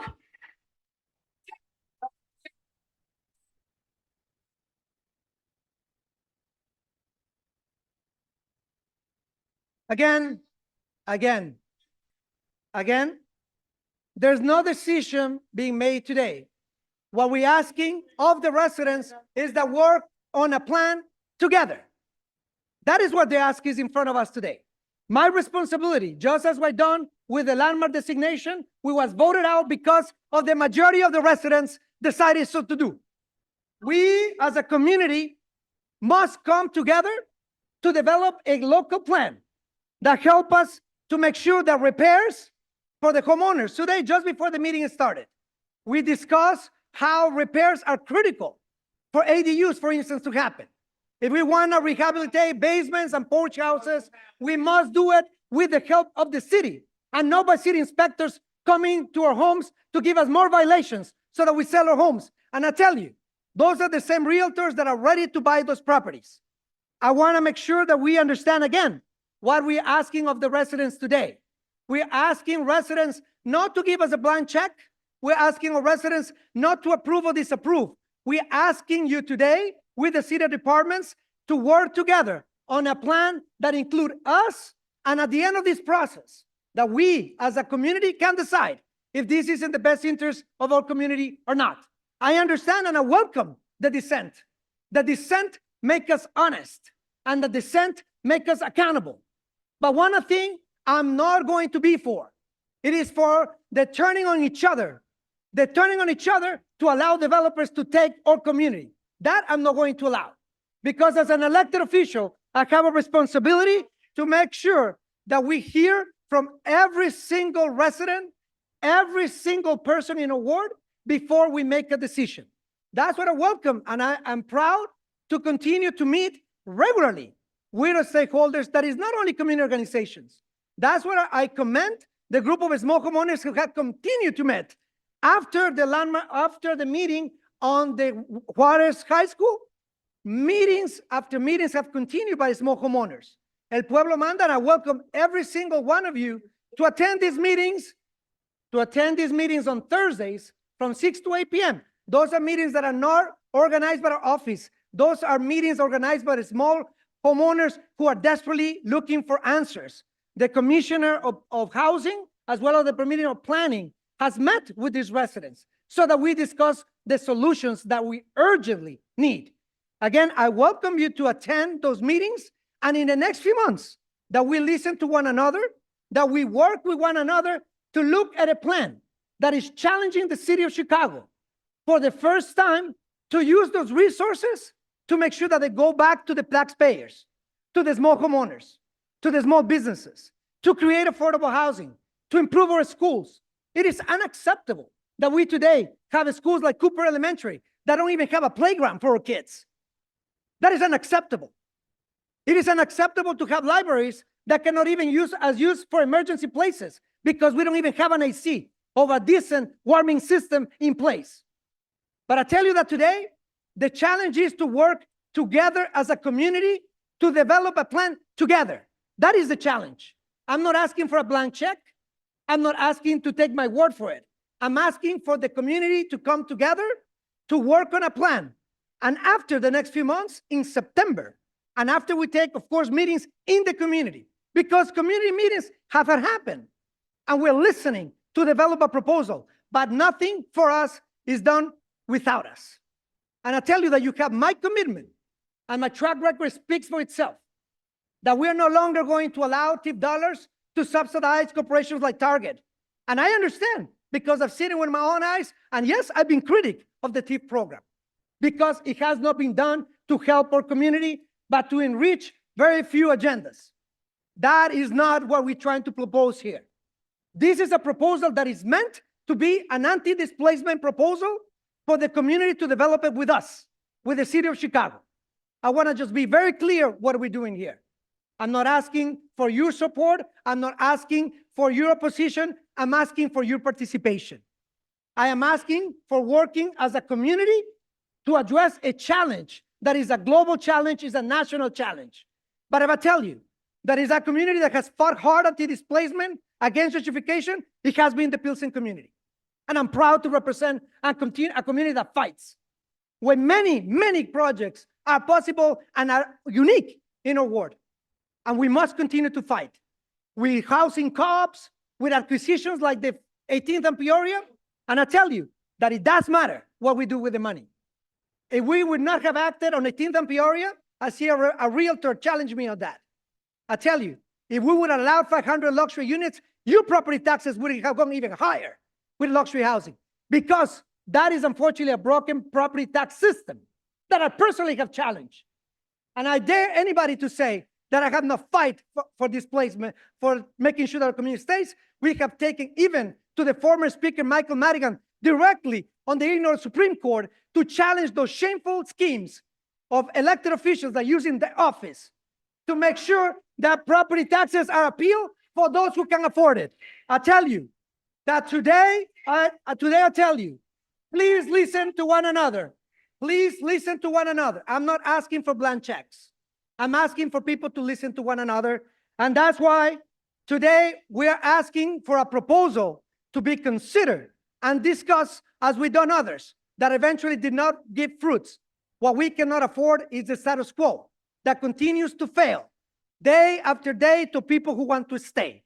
My commitment, unequivocally, to challenge corrupt politicians or corporations so we do the right thing, and ultimately, democracy, the majority will prevail.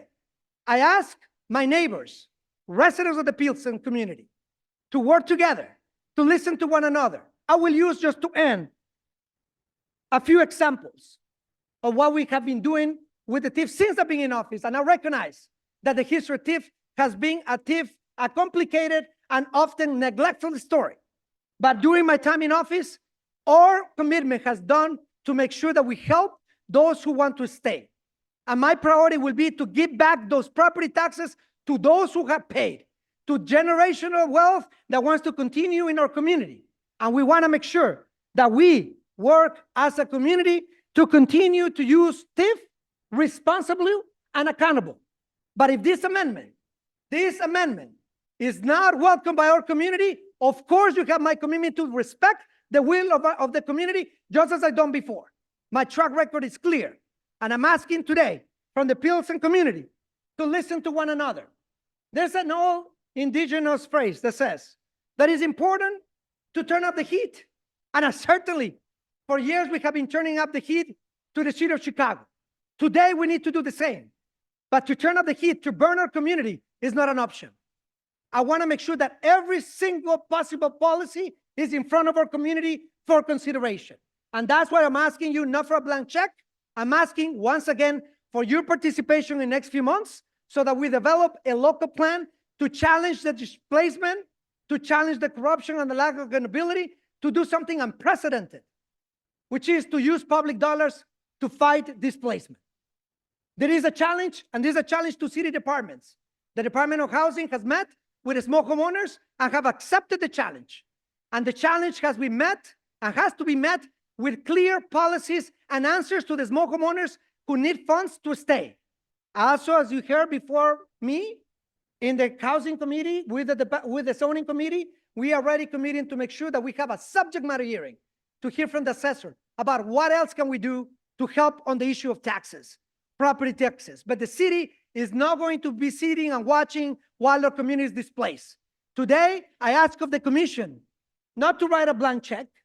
I ask of the commission to hold each other accountable so you listen to every single voice we spoke today. So today, we make a commitment to work with the community on a plan. And if this plan includes the TIF proposal, let it be. If it doesn't, it doesn't, because the will of the community must be heard. And that is my commitment in front of you today, to continue to hold public meetings, and in September, to make a decision as a community after we have tried everything to save our community. Today, we need your leadership, your participation, and your ears. We need to listen to one another, not to turn on one another, and ultimately, we decide with the majority, as we have always done. I'm honored to represent a community that fights and will continue to fight to stay. Thank you very much. Thank you, Alderman. Commissioners, Do you have any questions for Tim or the consultants regarding this request by the Department of Planning and Development? Commissioner Curtis.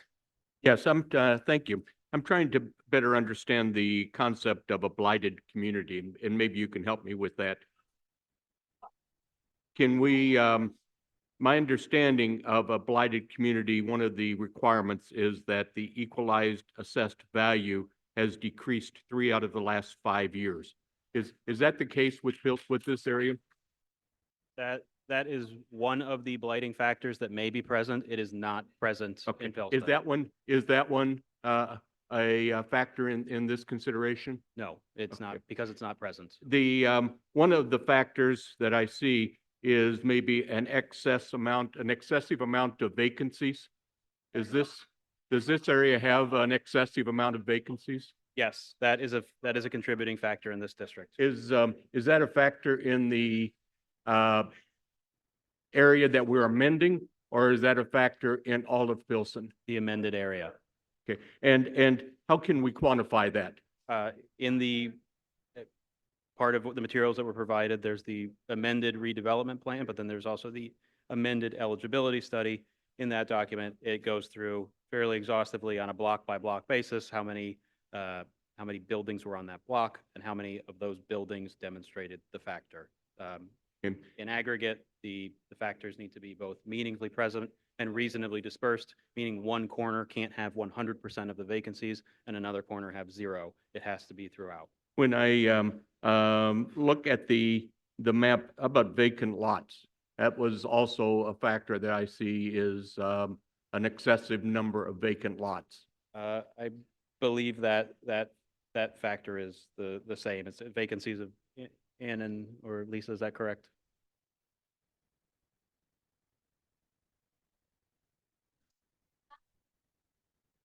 Okay. When I look at the at an aerial view, and I don't know the area that well, I have to admit, but when I look at an aerial view, it looks like that there is one part of Pilsen that is heavily populated and another part that is less populated along the Chicago River. When I look at it, it seems that the amended project area is the more populated of the two. Am I correct? That's correct. The portion along the river, which is the current boundaries of the TIF, is industrial in nature. Okay, and but we are considering not that area, not the less populated area, but the more densely populated area as part of the TIF expansion. Is that correct? That's correct. Everything in yellow is what's under consideration. Thank you. Commissioners, other questions?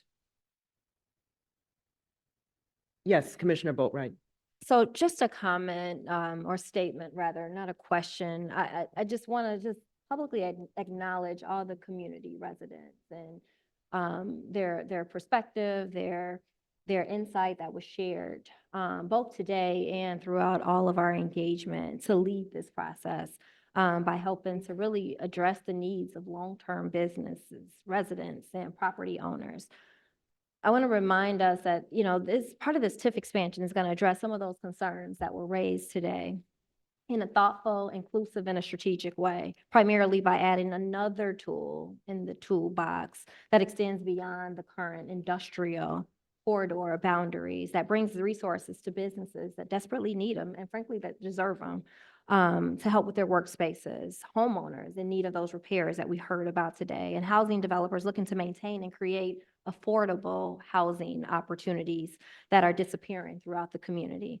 I want to just thank my staff for their resilience, their hard work during this process, and their dedication to meaningful outcomes that will make Pilsen a more affordable neighborhood for individuals that make the neighborhood what it is today. And so I just wanted to just state that today, and just, again, acknowledge all the residents that are so passionate in providing the important insight that we've heard today and that we've heard over the last 5 community meetings. Thank you, Commissioner Boatright. Chair Hatton Butler has a question. Tim, if you could pull up the page of your presentation that shows the expansion of the TIF. I'm sorry, the capital dollar commitments. Yes, the amended budget, thank you. Of the, so the proposal in front of us would expand the original budget when the TIF was initially approved from $115 million to $950 million. Is that correct? That's correct. And of the expansion of a little bit over 800 million, how much of that is targeted towards affordable housing? Of that, in the line items today, there's 200 million, there's $200 million for that use specifically, but then the rehabilitation of existing buildings, or the acquisition, site prep, and environmental remediation also substantially moved work towards that goal as well. So on the amended budget, just to be clear, the housing focus is approximately 380 million of the 950 million? That's correct. Okay, thank you. Are there other questions from members of the commission? Yes, Commissioner Griggs. Is around the timing of this particular amendment to the TIF. The initial TIF was set up in what year? Can you state that for the record? 1998, 1988 or 98? 98. 1998. So we're now being asked today to extend that TIF out from, which the original was 1998. Now in 2024, we're extending that out another 12 years. The expansion was already, or the extension rather, was already approved by City Council in October of 2022. This action is a trailing action that will do some housekeeping things, some technical amendments, including this budget change, as well as expand the area so that it is a more effective tool for the remaining term that is left in the life of the TIF. And that expansion allows you to be able to use those TIF dollars across a larger geographical area, correct? That's correct. And in places where the goals of the community are more likely to be present, since the Department of Housing Can does you not speak have- up a little bit? Can we get, the Department of Housing is not, they want to build houses where people live. They don't want to build houses in industrial corridors. understood. Awesome. Thank you very much. Thank you. Commissioners, are there further questions or comments? Yes, Commissioner Gomez. Thank you, Chair. My question. Excuse me, hold on. Sorry. The commissioners are having difficulty hearing the answers from the department, and the department's having difficulty hearing our questions because of comments from the public gallery. If I could ask you just to hold your comments, please. Thank you. I have a question around the line item for job training. Is there just an idea of what that looks like? Is it a specific trade, industry? Is there a plan for that? Just Well, we have an existing program called TIF Works that targets Tim, employees. we need for you to speak up. or Sure. closer We to have, the mic. the department has an existing program called TIF Works. It is in the process of sort of being rebranded and rethought through. That will happen later this year, but in general, it targets employers who are hiring new employees. So employers in the TIF district will be able to get access to funds to upskill employees, retrain them in the event that they need new skill certifications or things like that, or hire new staff and get them up to speed on a skill that they might need to be a successful employee at that job. So it's employer focused with the funds, but employee focused on the outcomes. just a follow-up to that, is there an opportunity to also work within community organizations that do some of this workforce training to help also meet some of the needs from the community? Absolutely. My colleague, Mary O'Connor, a deputy commissioner in DPD, oversees this program, but I'll bring this back to her and have her reach out to you later. Perfect, thank you. Another question from Chair Hatton Butler. Public Works and Improvements, could you describe what's envisioned, given the original budget was 52 million, and it's being expanded to an amended budget of 440 million? What types of projects are included in that expansion? These are generally city uses, city infrastructure for nuts and bolts things like roads, bridges, sidewalks. It can also include things like sister agency projects, so that's schools, parks, libraries. There's a CTA station, or the Pink Line runs through this TIF district, or will run through the TIF district rather. So that could be an option as well. But this is all public infrastructure and community services. Madam Chair. Yes, Commissioner, no, that's right. No, Commissioner Curtis, please. I want to make sure I understand. The amended area the benefit from the amended area would be used for the entire area. Is that correct? Not just for the amended area? You're talking about increment generated? Yes. Yes, I would expect that the plurality of funds would be generated by the industrial and used in the residential because it's been existing for 24 years. But once funds are generated, it's used freely throughout the district as a whole. Okay, and I assume that the logic of having two separate TIF districts is not logical. This would only be one TIF district when it's done. Yes, so we think that this is most beneficial because it reflects the totality of Pilsen as a neighborhood, and not just discrete areas of industrial here, residential here. Both are included within Pilsen and both are important factors. I think I understand. Thank you. Other questions, Commissioner Griggs?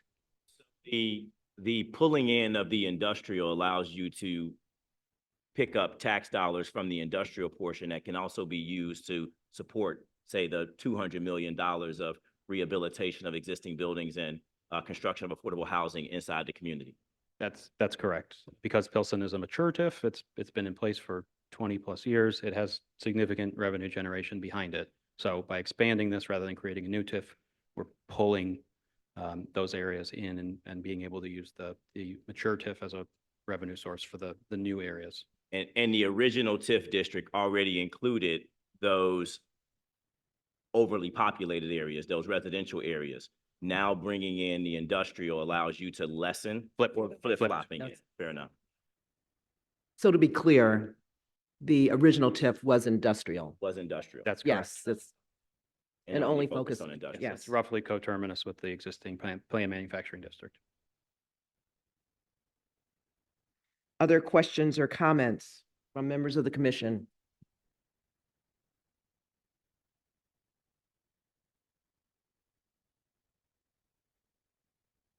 No, yes, please.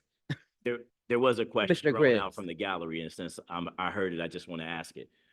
So the rehabilitation of existing buildings, if I'm a homeowner in Pilsen and I have a property that needs rehabilitation, these dollars of the 200 million that we have here that's going to eventually be allocated, those dollars through some process are available to me to be able to rehabilitate my building or property, correct? Yes, those would generally be allocated to that line item.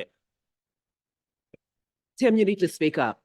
Yes, those uses would be generally allocated to this line item of the budget. Understood. So we're going from a $12 million allocation to a $200 million allocation that is available to the residents of Pilsen through some process that DOH or DPD has established for residents to be able to apply for those TIF dollars.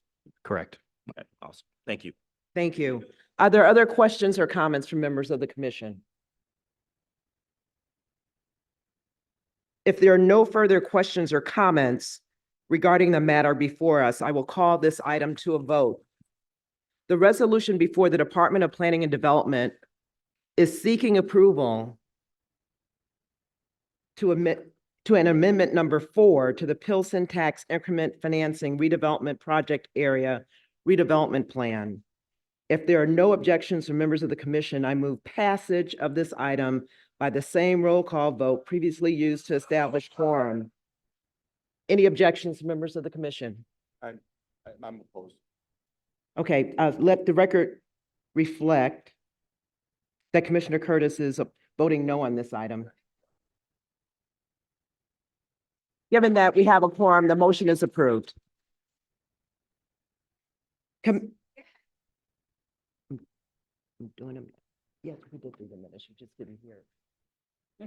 So the items of business, commissioners, for the first item of new business on today's agenda, the Department of Planning and Development is seeking authority to negotiate a redevelopment agreement with Revolution Workshop for redevelopment of the property located at 3410 West Lake Street in the Chicago Central Park Tax Increment Financing Redevelopment Project Area, and to recommend to the City Council of the City of Chicago the designation of Revolution Workshop as developer.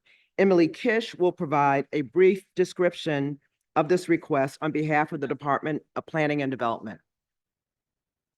Good afternoon, Commissioners. My name is Emily Kish, and I am a financial planning analyst with the Department of Planning and Development's Bureau of Economic Development. I am here before you today with a resolution requesting authority for the Department of Planning and Development to negotiate a redevelopment agreement with Revolution Workshop for redevelopment of the property located at 3410 West Lake Street, and to recommend to the City Council of the City of Chicago the designation of Revolution Workshop as developer. Revolution Workshop is a 2023 Round 2 Community Development Large Grant finalist that has been awarded TIF funds.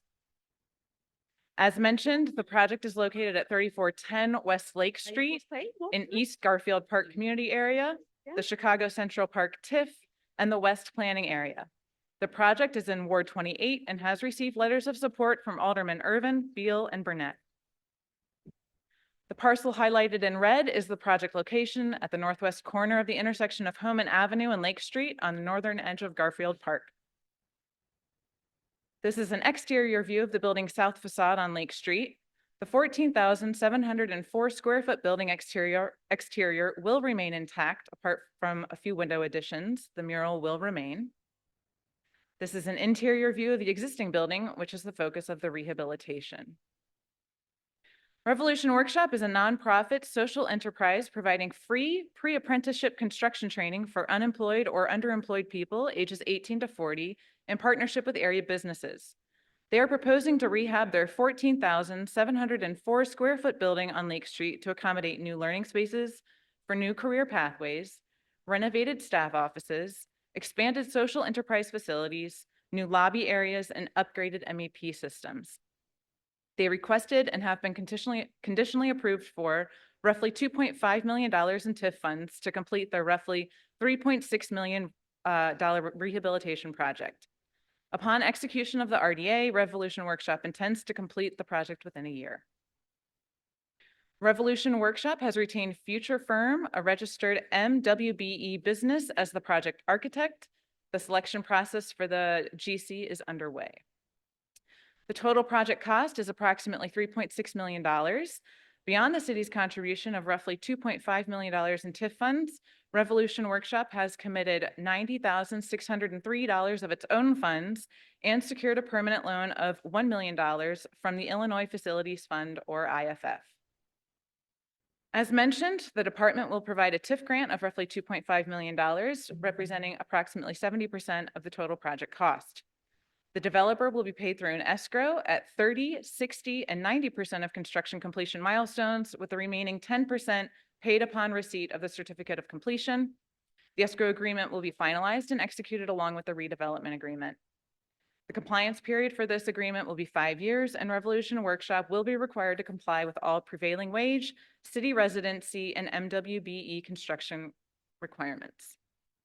Here are renderings of the proposed interior rehab, which will include reorganizing the building's floor plan to run east-west, thereby increasing the size and flexibility of the main shop. New openings in the building's exterior west wall will increase natural light, and new mezzanines will take advantage of the building's height and spacious structure, creating unique overlooks for trainee community building and office breakouts. This project will be a vital investment in existing institutional uses and job training programs serving the East Garfield Park community, which are key goals of the Chicago Central Avenue redevelopment area plan. The rehabilitation work funded by the TIF grant will provide additional program offerings and augmented space to better serve graduates and accommodate more trainees. When complete, Revolution Workshop expects to serve over 100 alumni and more than 45 additional individuals each year, as well as launch the Construction Professional Pre-Apprenticeship Program, which will prepare graduates for drafting and project manager careers, and R Contracting, which will partner Revolution Workshop with organizations like Habitat for Humanity to build and renovate homes sold to low-income residents. As previously stated, the project has received letters of support from 28th Ward Alderman Irvin, as well as Alderman Burnett and Beal. In conclusion, the Department of Planning and Development thoroughly reviewed the project and the development team and recommends a resolution requesting authority to negotiate a redevelopment agreement with Revolution Workshop and to designate them as the developer. Thank you for your time. The developer and I are happy to answer any questions you may have. Thank you. If present, I would like to invite Alderman Irvin to make a statement on the project. Have we received a letter of support from the Alderman? Great, thank you. Commissioners, do you have any questions for Emily regarding this request by the Department of Planning and Development? Commissioner Thomas. Thank you. Good afternoon. I love the cause of what Revolution Workshop does. Can you tell me what, with a TIF grant, does the entity that received the grant create tax increment? They're a nonprofit, so I don't believe. But we're giving grant, we're Oh, giving yes. TIF money to so does these pins create increment? No. I don't believe so. That seems to be a little backwards with a TIF. Well, the nonprofit is registered. It is registered as a nonprofit. I Right. looked at it. Yes. So it doesn't pay taxes? The nonprofit itself does not pay taxes. So it's not creating, it's not, the improvements are not creating additional increment in the TIF. I would have to check the PIN itself to see if it is registered as. It can't community be property. if it's not, they're not paying taxes. Well, the entity cannot pay taxes and then the parcel. itself. Who owns the Revolution Workshop. non-for-profit? Annie, do you want to?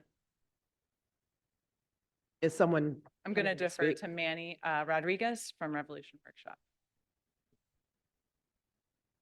That's not gonna help.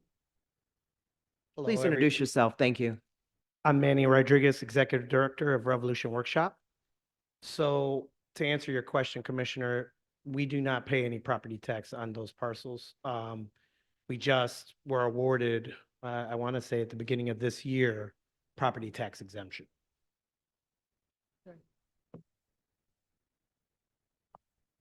Commissioner Thomas, any follow-up? Yes, I'm just confused on how we award TIF grants to locations that are not contributing to the TIF. So this was awarded through the Community Development Large Grant process. We're using TIF funds as the funding source for that. We are awarding the redevelopment project itself with the TIF funds. Yes, Commissioner Curtis. I'm just to follow up on that. Are there other ways that we see this project increasing incremental tax revenue besides the property taxes? It's not generating increment. It is benefiting the community. And by benefiting the community, does that generate additional tax revenue in some manner? It employs people in the community. Just trying to help. Yeah, Commissioner Boatright, please. Things, and we'll kind of bifurcate the answer. For us, it's beyond just the increment, it's the community benefit, right? And the impact of the overall goal, right? And so we're talking about workforce development, which ultimately creates a pipeline for improvements for our outcomes, right, within the area. Job creation, those are all components that I just want to kind of magnify. While we're not talking about immediate increment because they're not paying property taxes from that perspective, we're talking about maximum benefit for that area with the pipeline and job creation opportunity and the work that Revolution Workshop is doing. Tim wants to chime in specifically answering the increment question. Yep. For the record, Tim Jeffries, Managing Deputy Commissioner. Yeah, I think that when we look at these projects, it's often holistic and we look at from a project first mentality. We're trying to understand what the project is and is it something that the development should be supporting because it meets our requirements and it provides a clear community benefits and so on. And then we match it to a source. So in this case, and I understand the question from the increment perspective, but the district that it is in has sufficient liquidity to be able to support a project like this without having to rely on the project pins itself to generate the money for it. And as the commissioner said, there's significant benefits, including from, elevating the trades with a minority focus and anti-recidivism that make this a solid project that the department wants to support. Thank you. That actually answers the question. Great. Thank you. Commissioners, any additional questions or comments? Yes. Go ahead, Commissioner Zaha. Guys, I'd like to say that the opportunity for residents who are training for jobs, eventually they become employer, Contribute and back then to the they community. can eventually buy houses in the area, those things that develop the area as well. Right. So I'd like, They're generating their own increment in different ways. Yes, Commissioner Griggs. I have more of a comment just in general, the work that Revolution Workshop does on the west side of Chicago and the folks that they bring from across the city.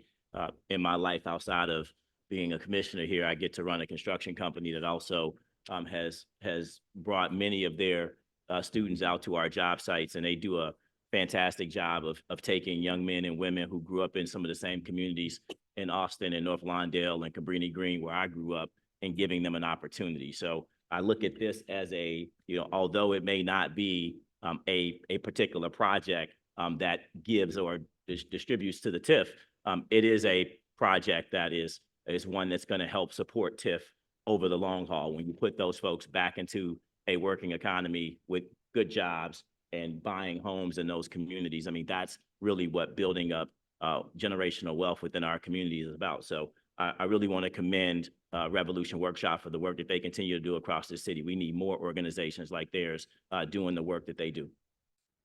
Thank you. Any other questions or comments from members of the commission? Yes, Commissioner Gomez. Oh, is this on? Oh, yeah. I also just wanted to echo my fellow commissioner here. I'm very familiar with Revolution Workshop and Manny's work, and I really commend them also in terms of what they do for the community, the workforce training that they do and the impact that they make.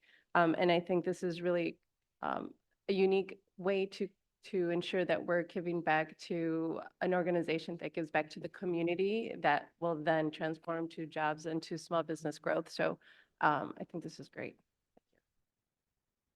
Any other questions or comments from members of the commission? If there are no further questions or comments regarding the matter before us, I will call this item to a vote.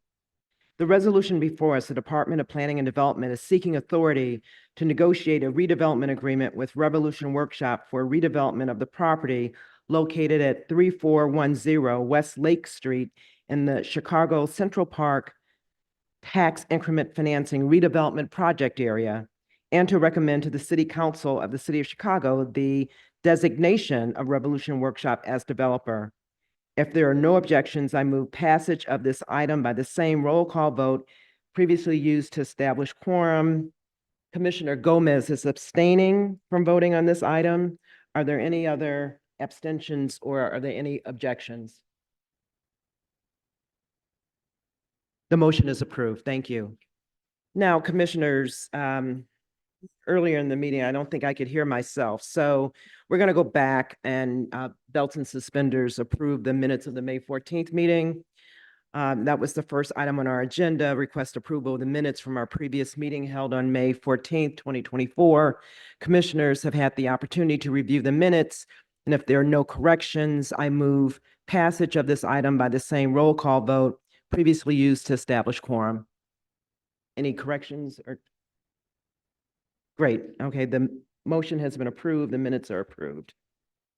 We will now move to item B on our agenda under new business. Commissioners, for the next item, the Department of Housing is seeking authority to negotiate a redevelopment agreement between Legends A3 LLC or related entity for the redevelopment of the property located at 4520 South State Street in the 47th State Tax Increment Financing Redevelopment Project area, and to recommend to the Chicago City Council the designation of Legends A3 LLC or related entity as the developer.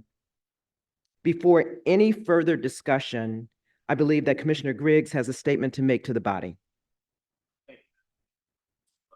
Myself from this particular session. I am one of the owners of GMA Construction Group, and we are the general contractor for this particular deal. So I think it's important that I recuse myself from this particular vote. Thank you, Commissioner. Please let the record reflect that Commissioner Griggs is recusing himself from this agenda item B.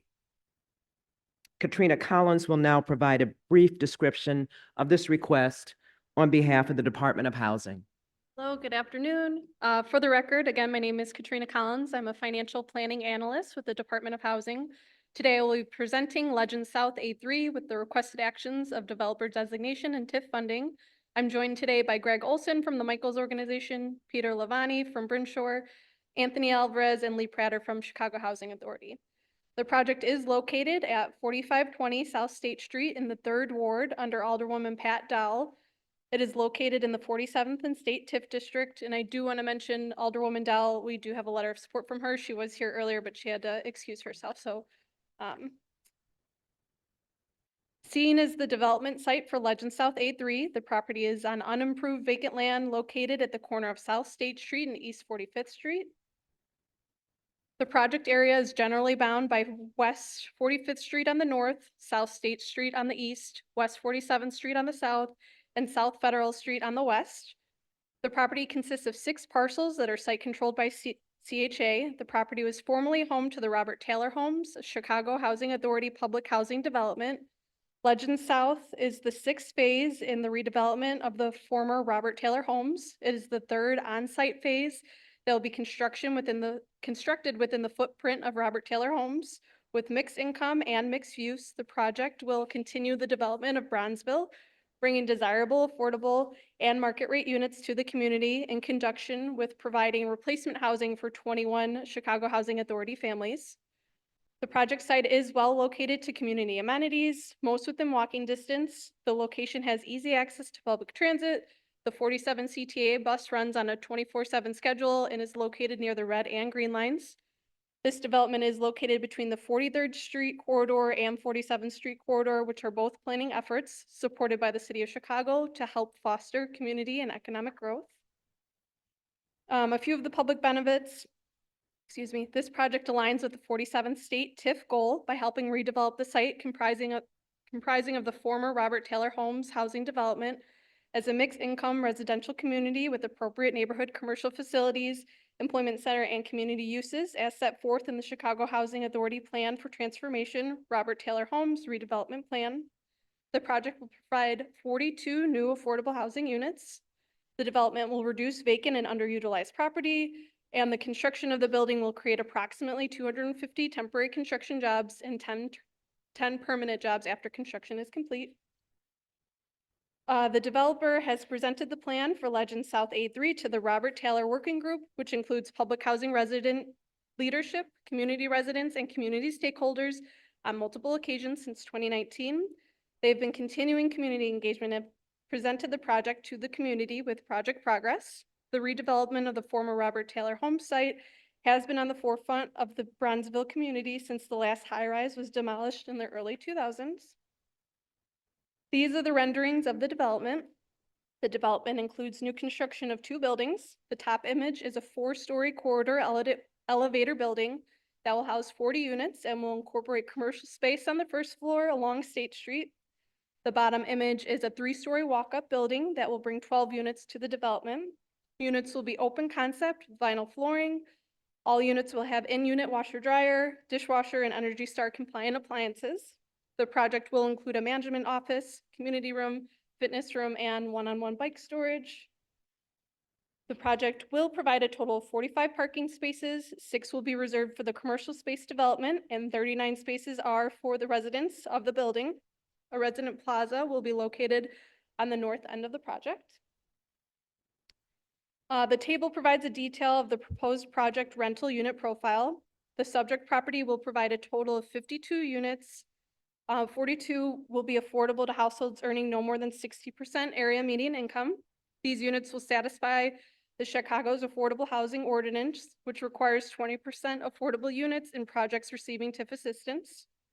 There will be 19 one-bedrooms, 27 two-bedrooms, and 6 three-bedrooms. 21 of the units will receive subsidy from CHA, and the project has over 20% accessible or adaptable units to persons with disabilities. The org chart provided by the developer shows the developer entities. The developer entity / owner of this project will be Legends A-3 LLC. The general contractor is GMA, which was founded in 2009. They're licensed, bonded, and insured in Illinois. They're a minority and veteran-owned small business located in Chicago. GMA is fully integrated to provide general contracting, construction management, design, build, and value engineering services. The property manager will be Michaels Management. They currently service over 145,000 residents in 400 communities over 35 states. Their experience includes repositioning troubled assets, brand new lease-ups, and in-depth relocation plan for properties undergoing renovations. Their top priority is resident satisfaction, proven by high occupancy levels, top-notch facilities, facility upkeep and maintenance, innovative marketing, and financial sustainable properties with experience in affordable and mixed income developments. Excuse me. The architect is Landon Bone Baker Architect. They're a full-service architectural firm that designed for multifamily affordable and mixed income housing, as well as neighborhood developments. Their experience has completed over 5,000 multifamily units and 3,200 units of LIHTC. Landon Bone has partnered with MBE WB firm Brooks Architecture. Brooks has experience with providing design, urban planning, consulting, and project management with a diverse portfolio that is designed and managed for several different Chicago entities, including CPS, CHA, CTA, University of Illinois, City Colleges of Chicago, and Public Building Commissions of Chicago. The attorney is Applegate and Thorne Thompson. They've represented many affordable housing developments within Chicago. They're known as the go-to law firm for community development projects. The developers is Brinshaw Development, which was founded approximately 3 decades ago. They have over 80 projects in their portfolio with experience of new construction, rehabilitation, and historic renovations. Their experience includes affordable and market rate developments for families and seniors. The Michaels organization has almost 4 decades of development experience with presence across the United States. The projects involve new construction and rehabilitation that range from single tax credit communities to full-scale mixed income, mixed finance neighborhood revitalizations. Together, these organizations have created a joint venture, MBT1 LLC. MBT has partnered with consultant Imagine Develop Group to embrace a local firm who's familiar with the community needs in the city of Chicago. And then the consultant, as mentioned, Imagine Development Group is a local Chicago MBE firm with experience in market rate, mixed income, and affordable housing developments. In addition to the up to amount of $10 million in TIF funding, DOH will be providing multifamily loans of approximately $2.6 million and $1.5 million in tax credits that will generate $13.7 million in tax credit equity.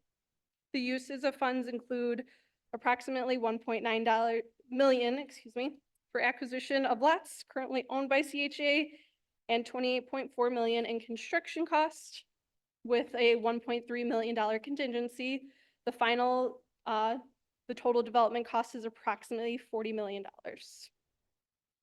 The timeline here today, CDC, we are on track to go to full finance intro in July with council passage in September with an estimated closing of November, which will allow construction to begin in December with estimated construction completion by May of 2026. Our request today, we are requesting support for the allocation of up to $10 million in TIF funds and the request to designate Legends A-3 LLC or related entity as the developer. And that concludes my presentation. If there are any questions. Thank you. Just as a point of clarification, I believe the timeline should read for CDC June of 2024. I believe the page said June 2023. Oh, I didn't think I had a year. Oh, yes, correct. That's a typo. Thank Okay, you. great. Thank you. Just for clarification.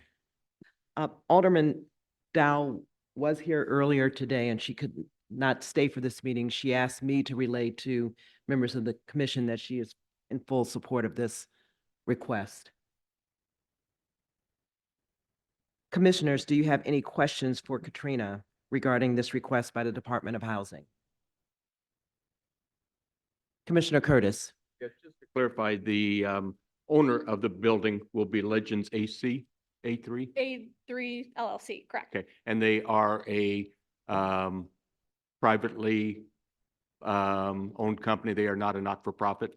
The Legends A-3 specifically was created, the entity was created for this project. So, But no, they are a for-profit corporation. can I ask somebody from the development team to confirm? Hi, my name is Greg Olson, Regional Vice President with Michaels Development Company. This is a single-purpose entity, which most tax credit projects are developed under a single-purpose LLC. This is a limited liability company that will pay property taxes to the city of Chicago. Thank you. That's all.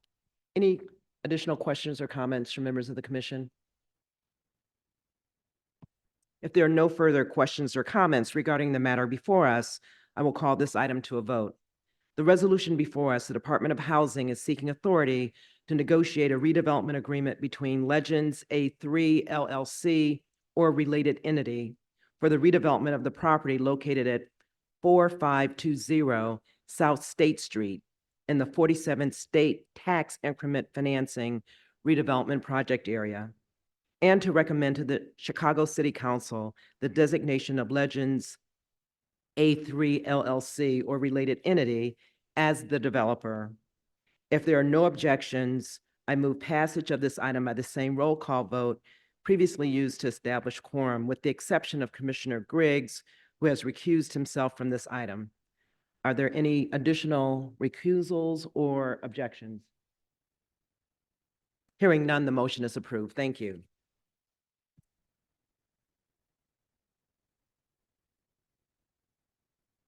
Commissioners, for the next item, the Department of Housing is seeking authority to negotiate a redevelopment agreement with Preservation of Affordable Housing, Inc., or a related entity for redevelopment of the property located at 4431 North Clifton, 927 West Wilson, 900 West Windsor, 847 West Sunnyside, 4130 North Kenmore, in the Wilson Yard Tax Increment Financing Redevelopment Project Area, and to recommend to the City Council of the City of Chicago the designation of Preservation of Affordable Housing, Inc., or a related entity as developer. Ryan Slattery will provide a brief description of this request on behalf of the Department of Housing. Thank you, Chair. Good afternoon, Chair Butler, CEC Commissioners. For record, my name is Ryan Slattery, and I'm a financial plan analyst for the Department of Housing. I'm here today to present Heart of Uptown Apartments. Alderwoman Clay was here until 3 this afternoon. Fortunately, she had to step out to pick up her child, but she is very supportive of this project. Also with me today is the development team, Bill Eager and Kathleen Day from POA, and then Pedro Morales from Voice of the People Uptown, to answer any questions you have at the end. So the project area is located in the 46th Ward, the Uptown Community Area, and 4 of the 5 buildings are within the Wilson Yard TIF District. For context, here are the 4 buildings that are within the Wilson Yard TIF District. And then the 5th building is outside. It's actually within the RPM TIF District, but it will not receive TIF funds but it is a part of the larger project that will use additional resources in order to redevelop it. So just the current conditions of the exteriors of these buildings. So this is 847 West Sunnyside. Here is 927 West Wilson. And then it's around the corner from 900 West Windsor. And then the courtyard building at 4437 North Clifton. And then finally, the 4130 North Kenmore. The applicant is a joint venture between POA and Voice of the People, as I said. The project includes the rehabilitation of 5 buildings that make up the HUPA. The 2024 rehab will prioritize repairs and upgrades for major building systems, including replacement of roofs, replacement of windows, masonry repairs, repairs of plumbing infrastructure, upgrades of HVAC equipment to for better performance and greater efficiencies, and then unit exteriors and common area upgrades. POA is requesting up to $11.5 million, or approximately 23% of the total development costs.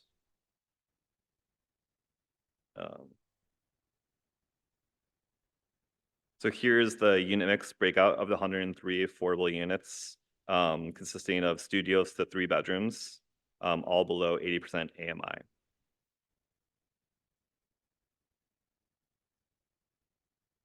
So here's the sources and uses tab. Along with the TIF, the project will have a private loan, assumed debt, reinvestment of buildings. There will be IDA soft funds, and then tax credit equity from the 4% LIHTC deal that is going through IDA. The hard costs per unit are approximately $215,000 per unit. The development team of POA and Voice of the People are also included with the architect of record, LBBA, the attorneys Applegate, Thorne and Thompson, the syndicator BFIM, and the lender R4 Capital. So the request before you today is to grant authority to negotiate a redevelopment agreement with Preservation of Affordable Housing, Inc., or a related entity, and to designate POA as a related entity or as developer. Thank you for your time, and I'm happy to answer any questions you might have. Thank you, Ryan. If present, I would like to invite Alderperson Clay to make a statement on the project. She was here, she had to leave to pick up her child, but she's very supportive of the project. Great, thank you. And we have a letter of We have a support letter on of support, file. yep. Thank you. Commissioners, do you have any questions for Ryan regarding this request by the Department of Housing?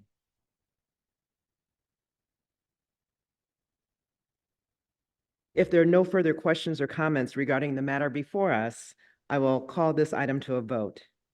The resolution before us, the Department of Housing is seeking authority to negotiate a redevelopment agreement with Preservation of Affordable Housing, Inc., or a related entity for the redevelopment of the property located at 4431 North Clifton, 927 West Wilson, 900 West Windsor, 847 West Sunnyside, 4130 North Kenmore, in the Wilson Yard Tax Increment Financing Redevelopment Project area, and to recommend to the City Council of the City of Chicago the designation of Preservation of Affordable Housing, Inc., or related entity as developer. If there are no objections, I move passage of this item by the same roll call vote previously used to establish quorum. Are there any abstentions or objections? Hearing none, the motion is approved. Thank you. Thank you so much. Commissioners, before we move to the next item on the agenda, Cindy Rubik from the Department of Planning and Development will provide a brief overview of the Loop Revitalization Initiative to provide context to the next four requests. Thank you, Chairwoman. Good afternoon. For the record, my name is Cindy Chan Rubik. I'm a Deputy Commissioner with the Department of Planning and Development. I'm going to summarize the overall Loop Revitalization Initiative that impacts the next four agenda items. So LaSalle Street today, it's the historic financial district of the city. It's lined with iconic high-rises, but it's also experiencing unprecedented levels of both office and retail vacancies. Transitioning away from its monoculture of office uses into a mix of uses and neighborhood amenities that go beyond the typical 9-to-5 workday is what we envision for LaSalle Street tomorrow. Public and private investments will address these high vacancy rates to create a welcoming environment that's rooted in equity and resiliency. How will this be achieved? City assistance is targeted to implement three goals. The first, to support conversions to create more housing, including affordable units, to support locally owned cultural and dining businesses via the Small Business Improvement Program, and to create an inviting and forward-thinking street. How did we get here? Here's a general timeline. The COVID pandemic, of course, in the spring of 2020, significantly exacerbated the vacancy rates that had already been challenging this corridor because of aging older buildings and the rise of e-commerce. The city issued the Central City Recovery Roadmap, which included a recommendation to reposition the Loop and its historic financial core to be a more vibrant and inclusive mixed-use environment. Additional studies then recommended that the city provide financial assistance for mixed-income housing. Then the city announced an invitation for proposals in the fall of 2022 for converting underutilized office space into residential uses. And for the consideration of city assistance, we identified a minimum requirement of 30% of the units had to be for affordable households, averaging 60% AMI.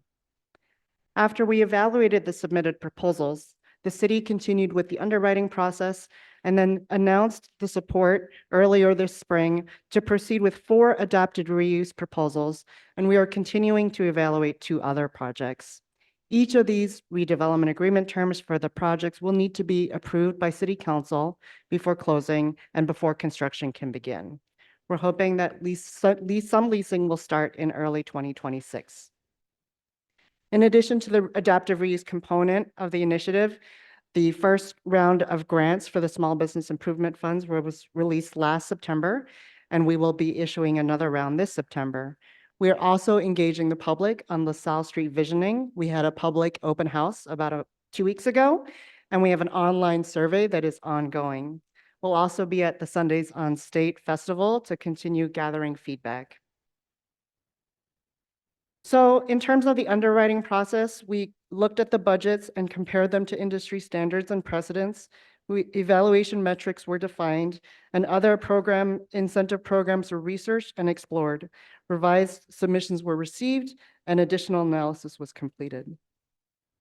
There are multiple factors driving the funding gaps for these projects. For all projects, conversion costs are especially high, large office building footprints are inefficient, costly modifications are often needed for new uses, and of course, interest rates, as many of you know, have been the highest they've been in over 20 years. Specific to the LaSalle corridor, many of these older buildings require significant investments just to meet current codes, and several of these buildings are historic, so costs to meet landmark standards are higher. This map identifies the location of the 4 adaptive reuse proposals on the agenda. We also have 2 projects that are continuing to be evaluated that are not shown on the map. The next series of slides just outlines the community benefits and impacts of the collective impact of these 4 adaptive reuse projects. As I mentioned before, we have a significant office vacancy issue in the Central Business District alone. It's 30.5 million square feet. This equates to about 6.8 Willis Towers. The LaSalle corridor itself has 5 million square feet of office space, and these adaptive reuse projects will remove 1.3 million square feet of vacant office space, so about a quarter of vacancy on the corridor. Collectively, the 4 projects will generate 2.7 million more per year than the current condition of the buildings, and this is a 37% increase. Over 1,000 total units will be added to the loop, and this helps the housing supply keep up with demand. 319 affordable housing units will be created for households earning between 40 to 80% AMI. Note that the loop community area currently only has 32 affordable units created from the Affordable Housing Requirements Ordinance, so this would be an 1,000% increase. All affordable units will also be Type A accessible. 3 out of the 4 projects are historic buildings and preserving the character of the corridor. 1 of the buildings is already landmarked, and 2 would be designated Chicago landmarks as part of the community benefits for financial assistance.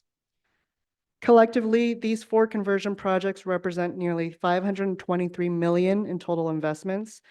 And with the redevelopment agreement, the projects will need to adhere to the city's minimum minority and women-owned business participation goals, and an estimated 800 construction jobs would be created.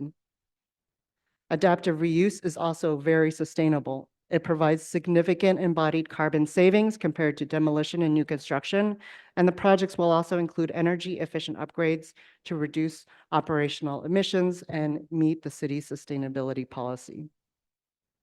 Together with the investments in retail businesses with the SPIF grant and the public realm improvements, more people will be in downtown after work hours to transition into a mixed-use environment, and risk is less concentrated by market forces, so downtown becomes more vibrant and resilient.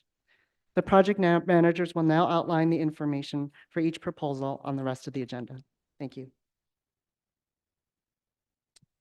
Thank you, Cindy. But Cindy, before you leave, Commissioners, do you have any questions for Cindy regarding the Loop Revitalization Initiative? Commissioner Curtis. Just a quick question. Can you remind me how many total units we're talking about? Over 1,000. Okay, and the total cost of the project was? 523 million. Thank you. In total project investments. Thank you. So, Any additional questions? no, thank Commissioner you. Curtis? Yes, Commissioner Griggs.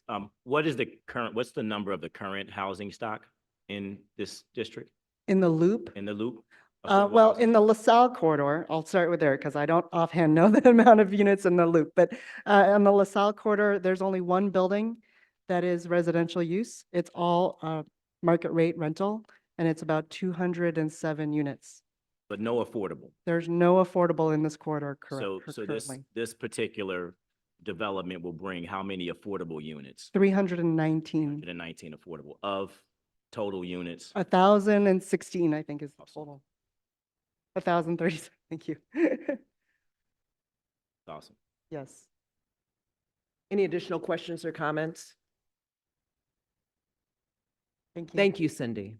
Commissioners, for the next item, the Department of Housing is seeking authority to negotiate a redevelopment agreement with 30 North LaSalle MF Redevelopment LLC or a related entity for redevelopment of the property located at 30 North LaSalle Street in the LaSalle Central Tax Increment Financing Redevelopment Project area, and to recommend to the City Council of the City of Chicago the designation of 30 North LaSalle MF Redevelopment LLC or a related entity as developer. Kara Breams will provide a brief description of this request on behalf of the Department of Housing. Yes, In this particular conversation as well. is it this one? Yes, I am a part of the Okay, all general right. contracting team. Make your statement, Commissioner Griggs. I am recusing myself from this particular item on the agenda due to the fact that I am one of the owners of GMA Construction Group, who's also a part of the general contracting team for this particular deal. Thank you. Thank you.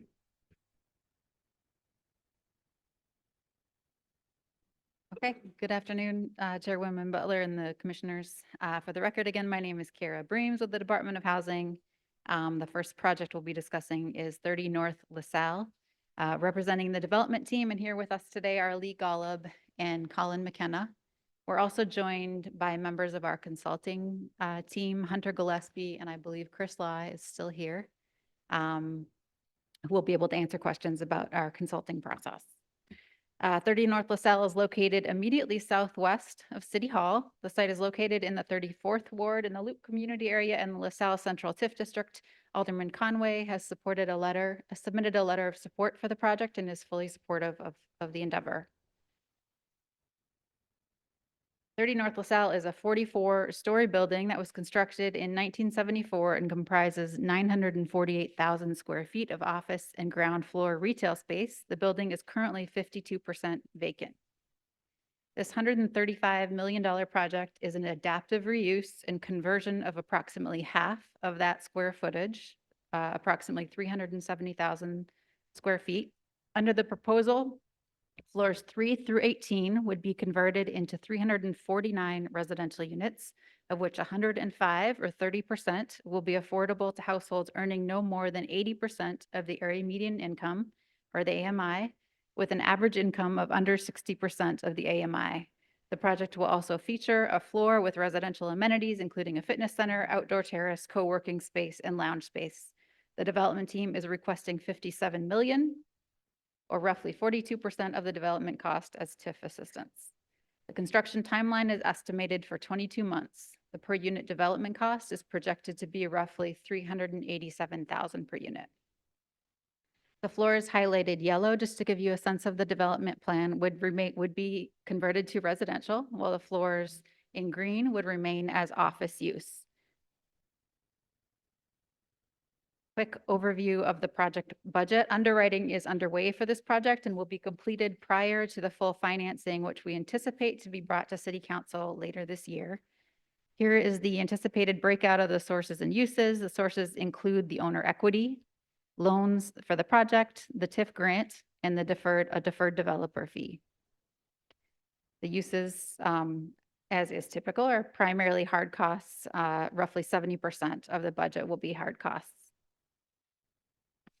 The unit mix includes studios through 2-bedroom units, with 30% of the units being affordable to AMIs at a mix of 40%, 50%, 60%, and 80%. So this is a relatively wide range of income levels that will be targeted by this, as well as the other proposals.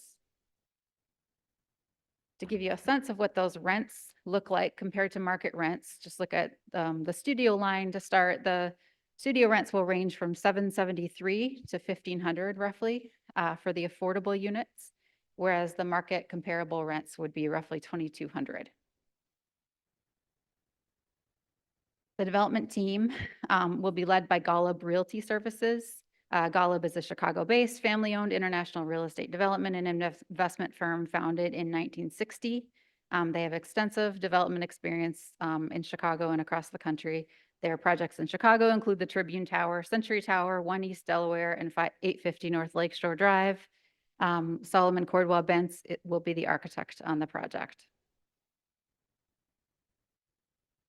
The org chart in front of you here shows the structure of the ownership team. Golub Real Estate Corp. is the 100% owner and managing member of 30 North LaSalle, MF Redevelopment LLC, which was created for the purpose of this development. The exterior of the existing building would be modified to create the 11th floor amenity space and terrace, and you can see a rendering here of what the floors 3 through 11 would look like. As with all 4 projects before you today, the TIF disbursement schedule is still under negotiation. Typical construction and compliance requirements for prevailing wage, MBE, WBE, and city residency would apply to the project. City benefits and community benefits include the 105 affordable units in addition to the 349 total units. Again, all affordable units will be type A accessible.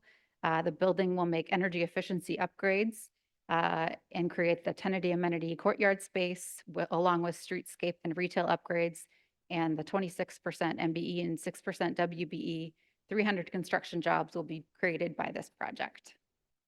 We request the authority today to negotiate the redevelopment agreement with 30 North LaSalle Redevelopment LLC or related entity for the redevelopment of 30 North LaSalle, and to designate 30 North LaSalle Redevelopment LLC or related entity as developer.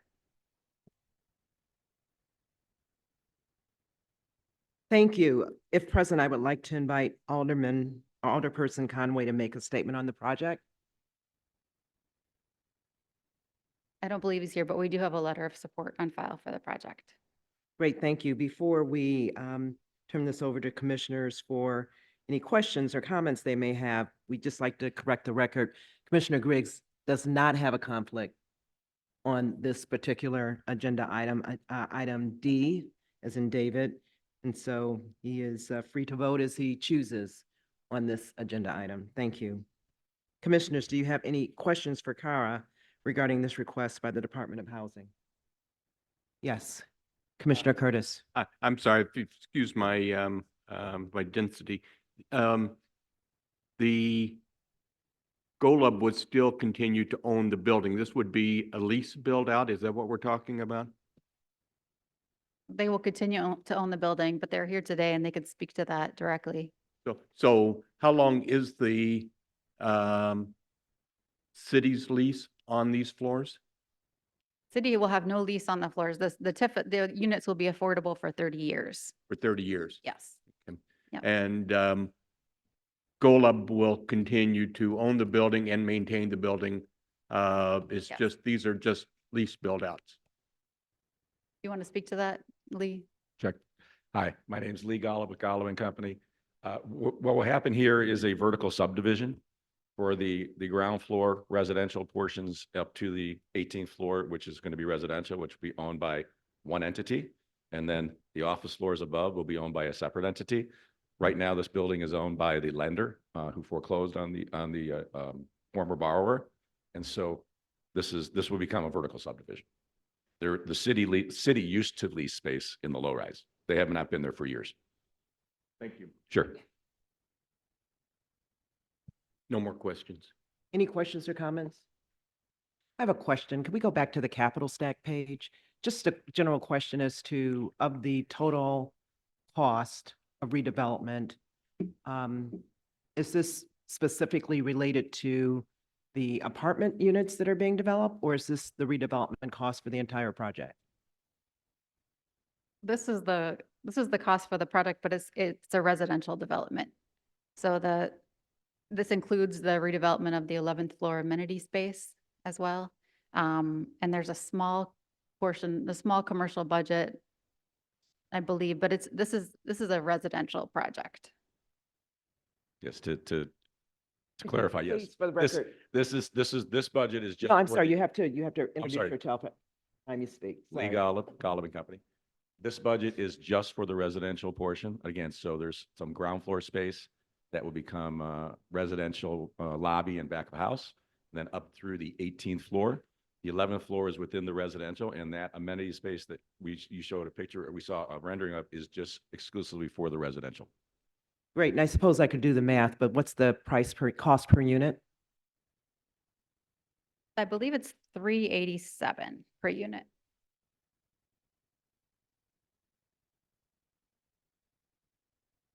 It's 387 per unit. $387,000 per unit. Mhm. Thank you. Yeah. Any other questions or comments? Yeah, Commissioner Gomez. Ballpark, and I'm sorry if I missed it, and in general, do we know how many affordable units are in this district, this TIF district? They're in the TIF district. The TIF district is primarily the LaSalle street. It's the LaSalle Central TIF. There are no other affordable units. This is the first. This would be the first affordable units on LaSalle. I thought. Mhm. Okay. That's what I thought. And really the first, there aren't many residential units at all. So, There are no yes, residential units. There's one okay. building. I'm sorry, could you? I was just quantifying the amount. They had mentioned over 1,000% increase when we talk about affordable units. And maybe it's worth stating again, how many affordable units just outside of LaSalle actually exist in the loop? Because you all quantified that number. I believe Cindy quantified that number at the onset of her presentation. And I think it would be great to compare the increase, just so we can see the maximum benefit, not just with this project, but across all four. Yes, for the record, Cindy Rubik, Deputy Commissioner, DPD. I did in my presentation go over, for the Loop community area, we have 32 existing affordable requirements ordinance units. So this whole initiative with the 4 projects combined would create 319 affordable units, which is the 1,000% increase of the Loop affordable units right now. Thank you. Any questions or comments from members of the commission? If there are no further questions or comments regarding the matter before us, I will call this item to a vote. The resolution before us, the Department of Housing is seeking authority to negotiate a redevelopment agreement with 30 North LaSalle MF Redevelopment LLC or a related entity for redevelopment of the property located at 30 North LaSalle Street in the LaSalle Central Tax Increment Financing Redevelopment Project Area, and to recommend to the City Council of the City of Chicago the designation of 30 North LaSalle MF Redevelopment LLC or a related entity as developer. If there are no objections or abstentions, I move passage of this item by the same roll call vote previously used to establish quorum. Hearing none, the motion is approved. Thank you. Next, Diana Beltran will present on 79 West Monroe. Commissioners, for the next item, the Department of Housing is seeking authority to negotiate a redevelopment agreement with R2 Development LLC or a related entity for redevelopment of the property located at 79 West Monroe in the LaSalle Central Tax Increment Financing Redevelopment Project Area, and to recommend to the City Council of the City of Chicago the designation of R2 Development LLC or a related entity as developer. Before any further discussion, though, I believe that Commissioner Griggs has a statement to make to the body. All right, I think I'll get it right this time. I am excusing myself from this particular vote because our firm, GMA Construction Group, is one of the co-contractors on this particular project. So Thank you, Commissioner. Please let the record reflect that Commissioner Griggs is recusing himself from this agenda item E.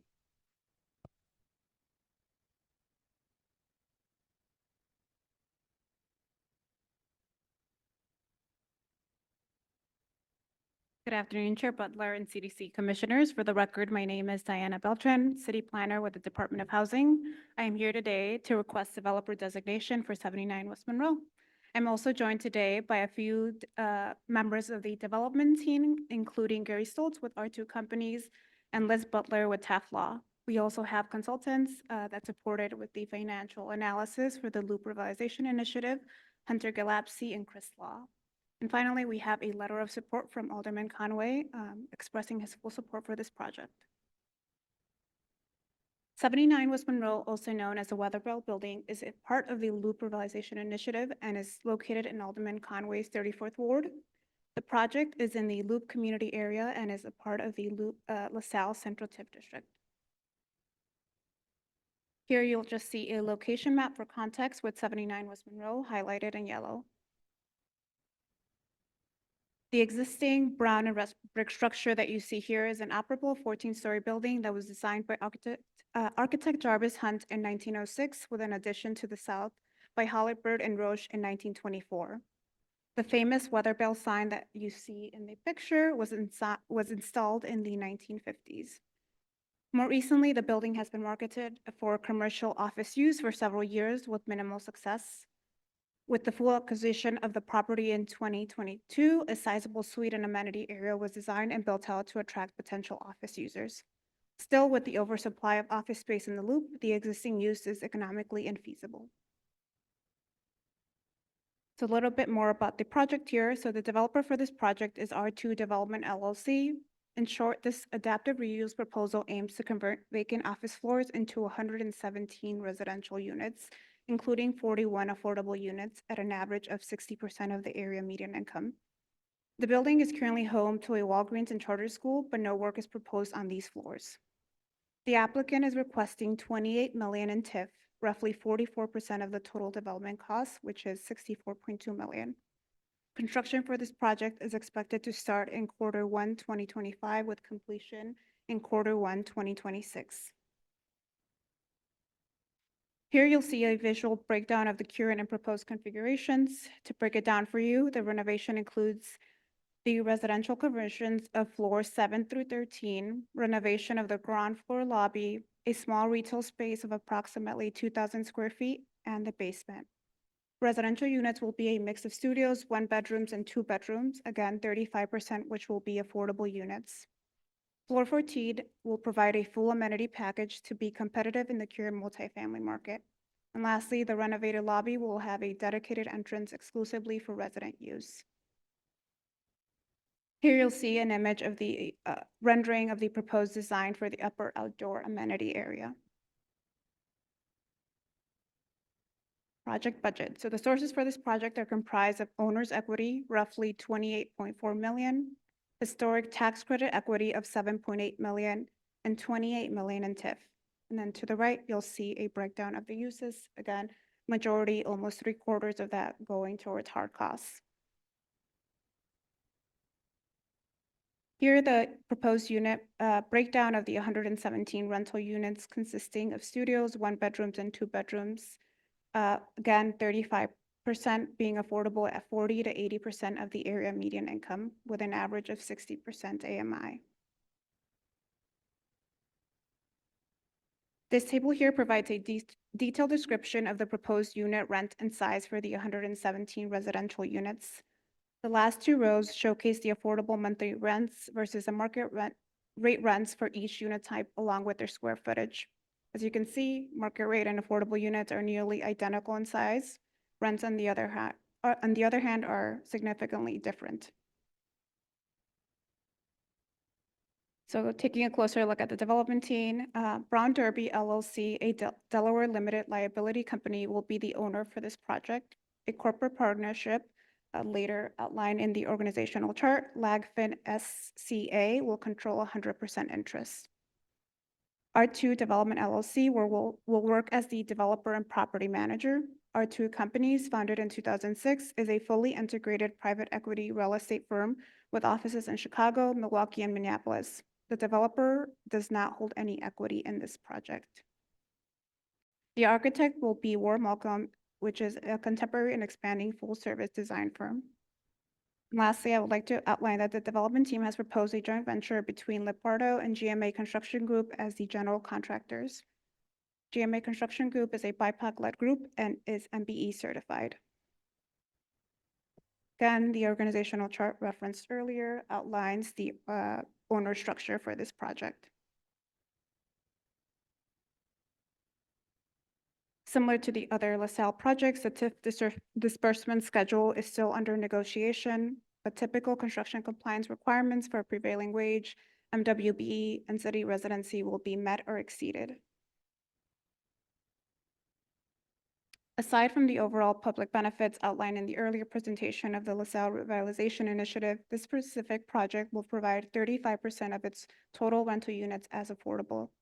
The affordable units will also be Type A accessible. This project is also requesting landmark status, working on meeting sustainable energy efficiency upgrades and complying with MBE and WBE requirements. There will also be roughly 100 construction jobs created. So today's request is to request authority to negotiate a redevelopment agreement with the following or related entity, R2 Development LLC, for the redevelopment of 79 West Monroe, and to designate the following or related entity as developer, R2 Development LLC. That is it for my presentation. Thank you. Has the Alderman Conway joined us? I don't believe so, All right, great. but there is a letter of support. Great, thank you. Commissioners, do you have any questions for Diana regarding this request by the Department of Housing? Yes. Yes, you mentioned the charter school is still housed in that building. Are they going to maintain to be in that building as you're building apartments? Yes, them along with Walgreens still hold a lease with the building or with the property, and I will direct this question if there are any specific lease term questions to the development team, but yes, they will remain in the building. Can we ask the development team to speak on that? Yes, the lease Yeah. I will terms? direct that to. Sorry, Cindy Rubik, I just wanted to answer about Alderman Conway. He was here earlier, but he had to leave, but he did express his support and he gave us the letter of support for the record. Thank you. Please introduce yourself. Thank you. Our two companies. Pardon me? Can you repeat your name, please? Sure. Gary Stoltz with our two companies. Thank you. Intrinsic Charter School is on floors 2 through 6. They have a dedicated first floor lobby. And while there will be work that ends up passing through their space that will have to be coordinated, nothing is happening within their space. And we have a long-term lease with them for the space, for their floors. So. You hear that? Okay, great. Thank you, Gary. Any additional questions? Yes, Commissioner Gomez? Along those lines, is there any, I guess, there's going to be a housing above the school and students underneath that. What safety protocols are put in place to ensure that there's no passage by the residents to the schools? It's just looking at it from a safety perspective. Because You- they have. I'm sorry, you separ- have to introduce s- yourself I'm every time sorry. you speak. Thank you. Gary Stoltz with our two companies. They have separate elevator banks and separate stairwells and separate lobbies. There is one stairwell that does pass down through the school.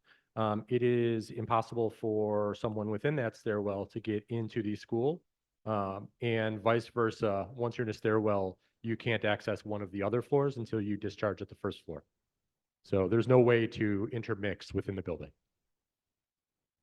Oh, I thought you said that through the staircase, they can go into the school. So if they're they in can- event of an emergency, there can be a resident coming down through that stair and a student can come out of their space into that stair as well.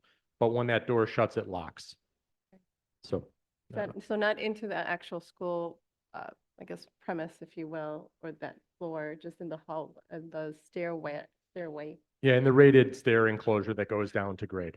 So, it's not necessarily uncommon where you have a mixed-use building like an office and a residential building, you would have the same condition as well. No, I wasn't concerned about the office component. It's more, students under 18 in the same building with people that, could be accessing the school. And so from security, will there be additional security for the school and the students in that case? The school has their own security for themselves, yes. And the building, the residential building will have its own security as well. Additional questions or comments from members of the commission?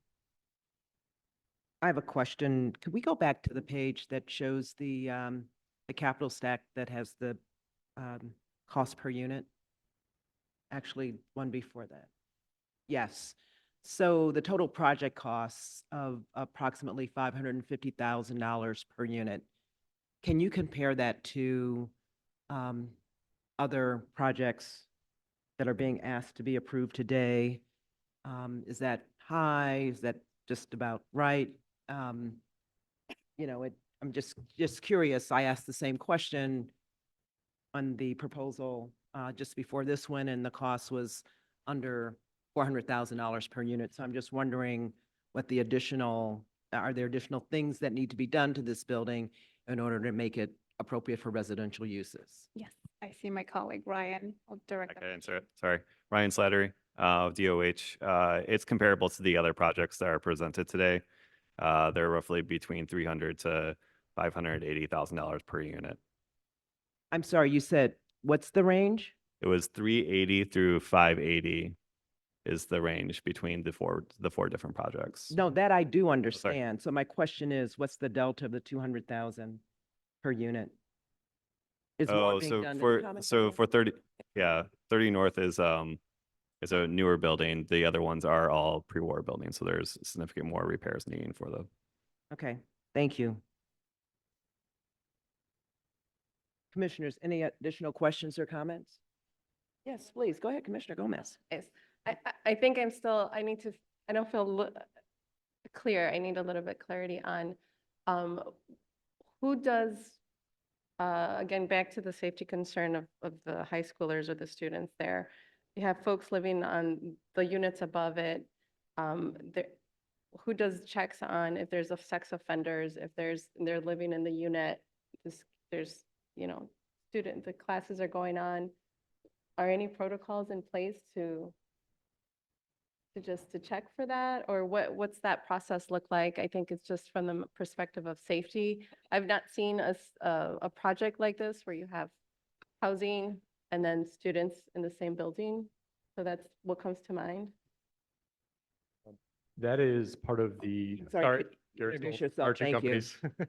All right. That would be part of the lease review process through the application process for residents in the building. The diligence on who they are, so. And who reviews those? Pardon me? Who will review those? The property management company for the owner. Has the property management owner been selected? Our two companies will be the property management company. So our group will be the property manager. Any follow-up? Yes, Commissioner? So is there an example of this model anywhere in the city? Because it's just a very, especially you're gonna have affordable housing in the building as well.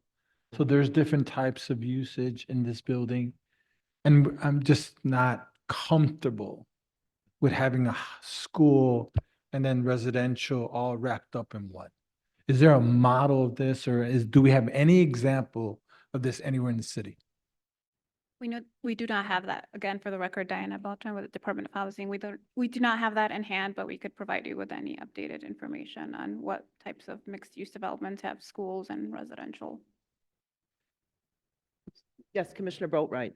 I think it may also be helpful just to acknowledge the role that the school plays to keep the youth safe from a security standpoint. I think the developer did mention that the school does have security, and maybe more detail from the school standpoint as a tenant in the building, what the security measures that are currently in place that they utilize and how that'll be increased with new residential tenants in the space, just to provide more clarity. Maybe the question is really to the school from the development team to kind of relay back.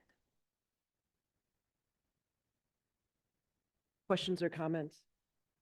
So I think on that point, just to follow up with kind of the line of questions and concerns, I guess would this body feel comfortable with moving forward with the understanding that we would ask the property management team, which is the developer in this case, to work with the department to assure the department that they have the appropriate property management protocols in place to address our concerns about mixing a residential and student population. That's typically not something that we would get engaged with as a commission in terms of dealing with those details, but, you know, we would leave it to the department to address those concerns in the agreement. Is the commission comfortable with that? And it would be also not only to, I wouldn't necessarily say it's also the school's responsibility, because I think there's also folks that are, there's one thing, the residents that live there, but then it's also the guests that come visit the residents, right? Who's checking those people during the times of school? And if they're mixing into the hallways, I'm not comfortable, and I won't be in, favor of this project, unfortunately, for those reasons. This seems like a major safety concern without a plan for me. Okay, other members of the commission, any comments?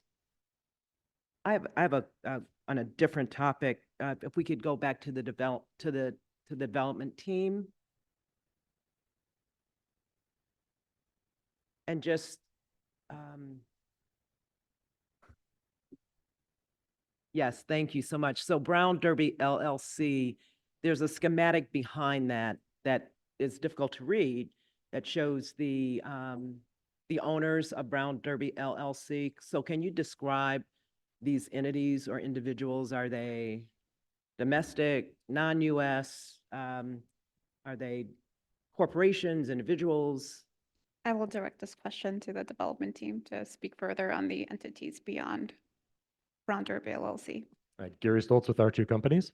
So Brown Derby LLC is owned by Lagfin, which is a international company. And the owners of Lagfin are a family. So it is made up of a brother, a sister, and a son.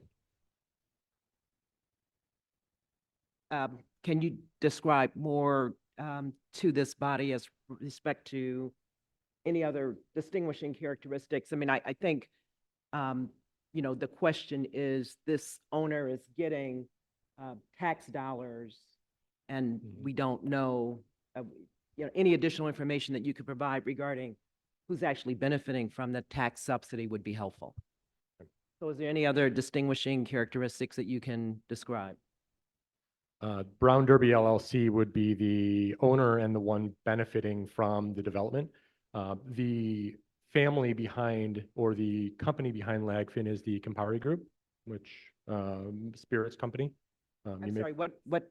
The Campari Group, Okay, got it. spirits Thank you. company. But it's important to point out that this is a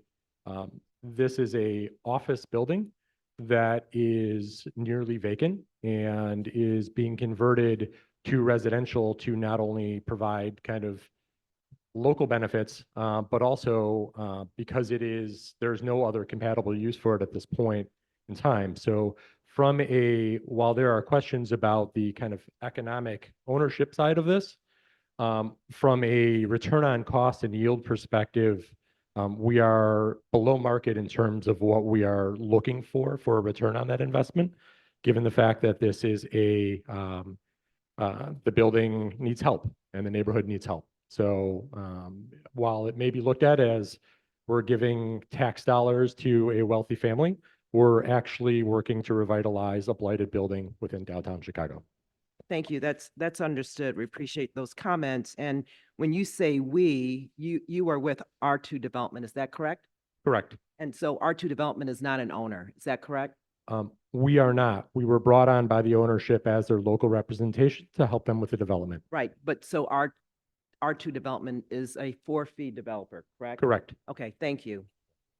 Any additional questions or comments? So if there are no further questions or comments regarding the matter before us, I will call this item to a vote.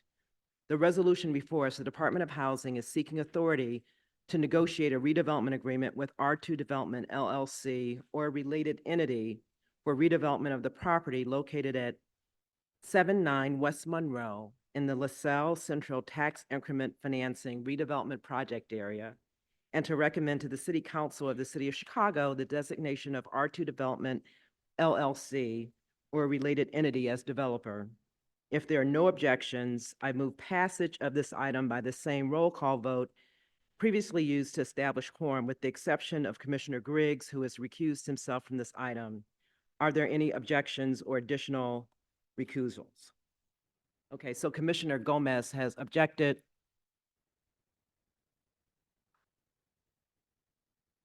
Okay, so Commissioner Zayas objects. We do not have approval because we have two objections and we have, let me just count, 2, 4, 6. We have two objections.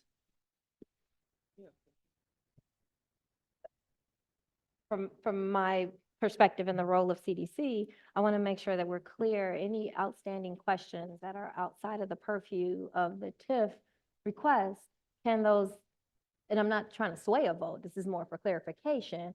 The questions that you have is more of DOH, DPD, BACP, and clarity from the school in terms of how they separate the tenants from the building and the students. That's the initial concern, correct? That is I understand the commissioner's questions, and I did ask the commission, would we consider this item and allow DPD to get back to us on, and, you know, basically put the ball in DPD's court and say, you know, we have concerns about this, and as part of the negotiation of the redevelopment agreement, we would hope that those concerns would be addressed, because as I pointed out, that's not something typically that we get into as this body in terms of, you know, specific concerns. So I would just ask if the commissioners, given that, and kind of historically where we've been as a body, if the commissioners want to reconsider their no votes, if you do not, then it does not carry. If there is a follow-up with the school to make sure, we're talking about a high school. We're talking about kids in a high school, and I get security. I've worked in schools. I was a football coach. So I understand the environment of a high school. And to see that environment with kids and residents and those types of things, and that environment with kids are, you know, that school is a freshman to high, so they're freshmen all the way to seniors. So it's important that we have that security there, that the tenants know that. It's important for that to happen, because the last thing we need is this to bite us back. So. Can I add one point? No, please. Nope, okay. Thank you.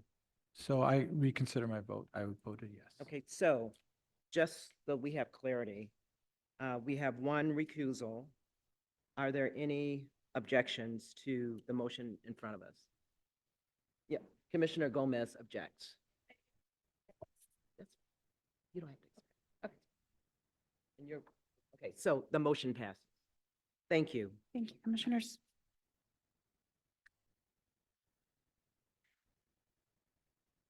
Before we move to the next and the last two items on the agenda, I, as chair, would like to recuse myself from the next two agenda items, F and G.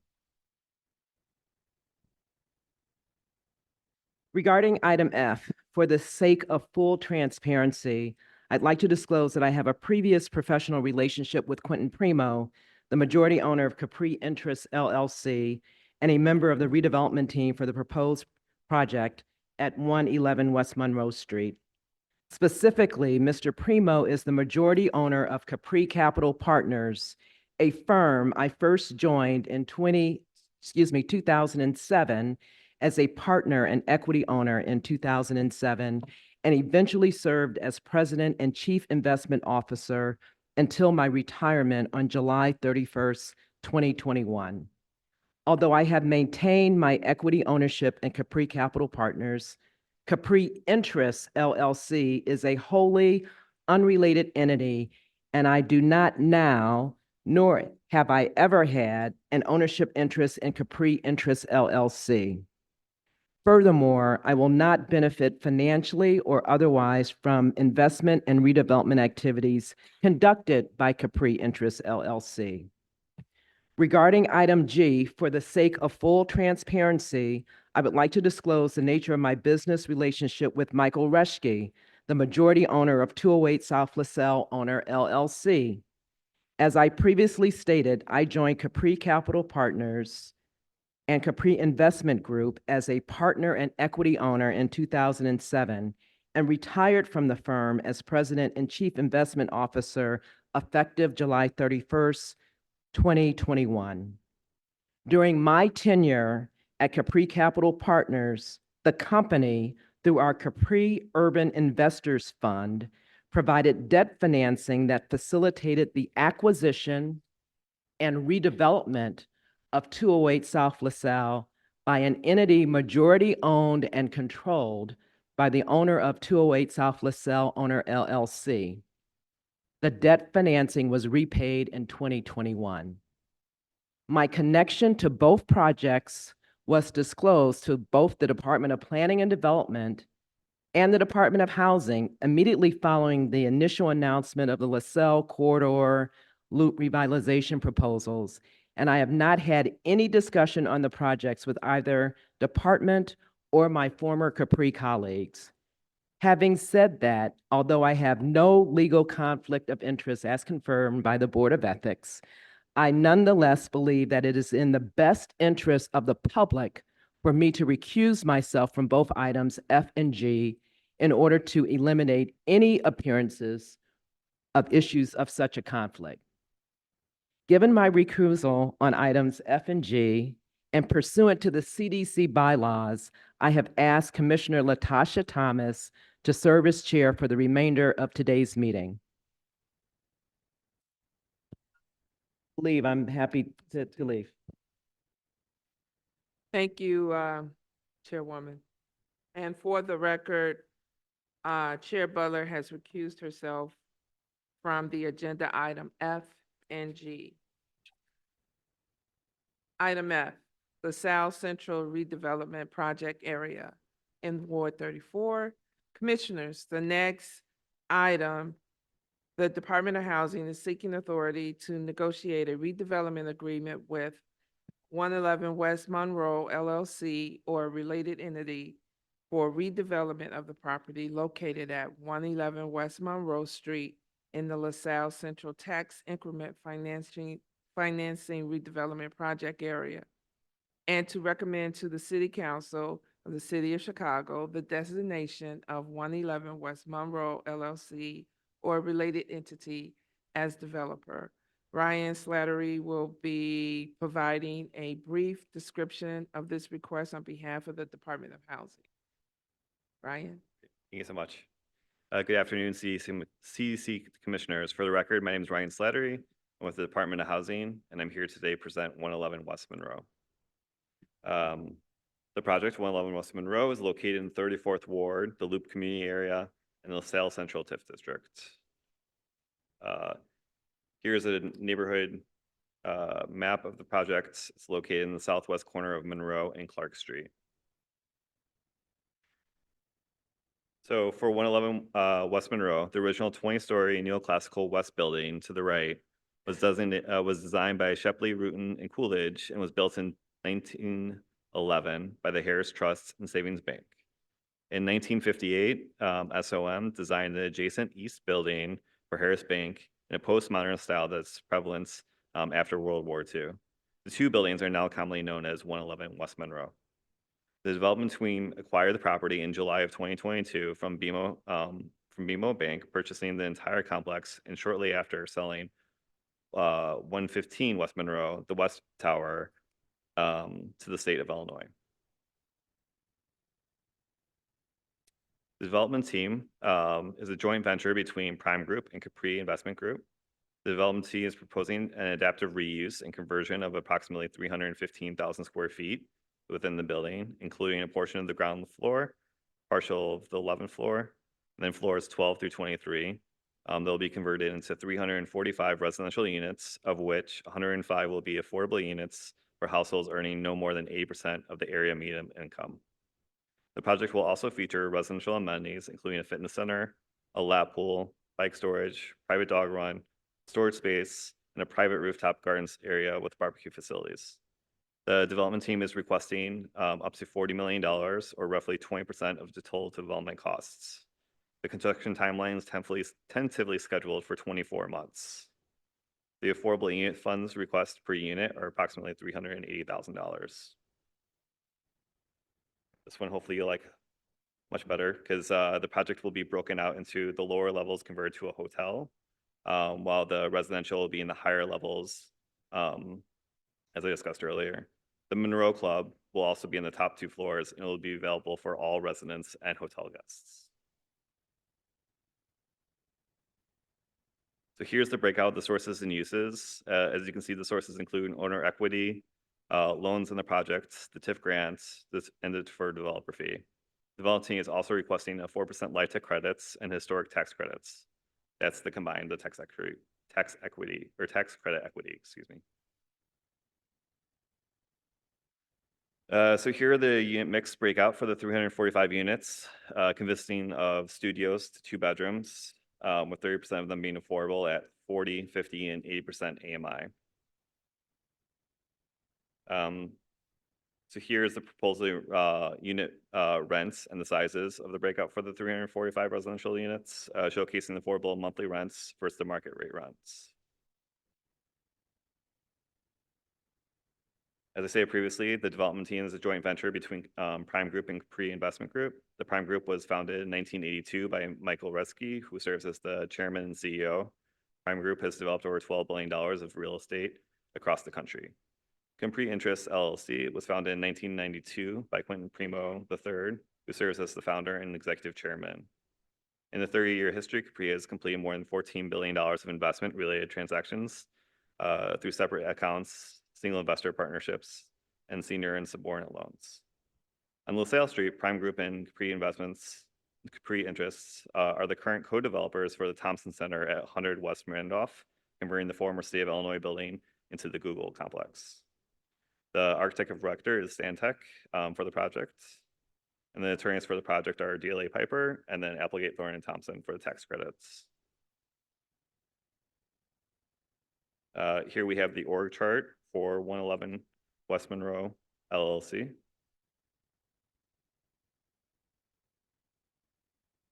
And so, as previously stated, the TIF disbursement schedule is still under negotiation, but the construction compliance requirements for prevailing wage, the 26% MBE, 6% WBE, and 50% receipt residency will apply for the project.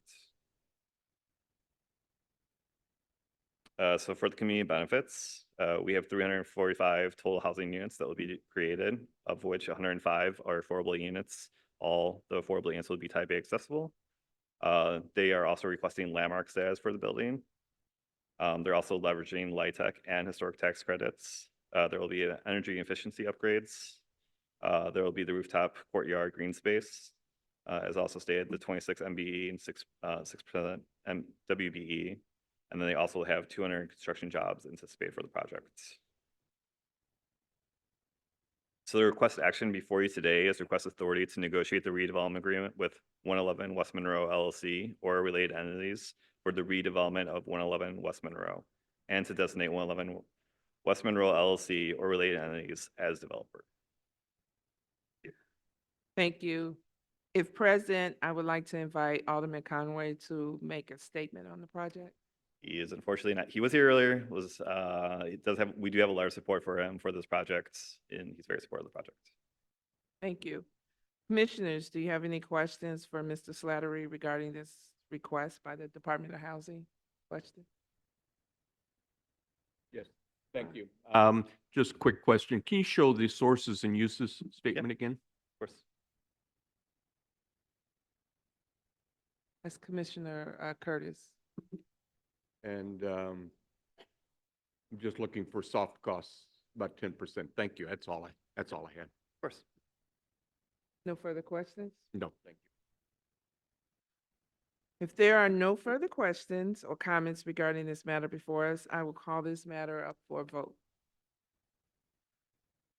The resolution before us, the Department of Housing is seeking authority to negotiate a redevelopment agreement with 111 West Monroe LLC or a related entity for redevelopment of the property located at 111 West Monroe in the LaSalle Central Tax Increment Financing Redevelopment Project area, and to recommend to City Council of the City of Chicago the designation of 111 West Monroe LLC or a related entity as developer.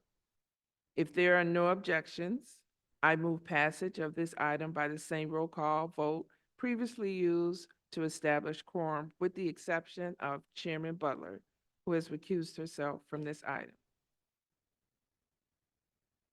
Hearing none, the motion passed. Thank Thank you so you.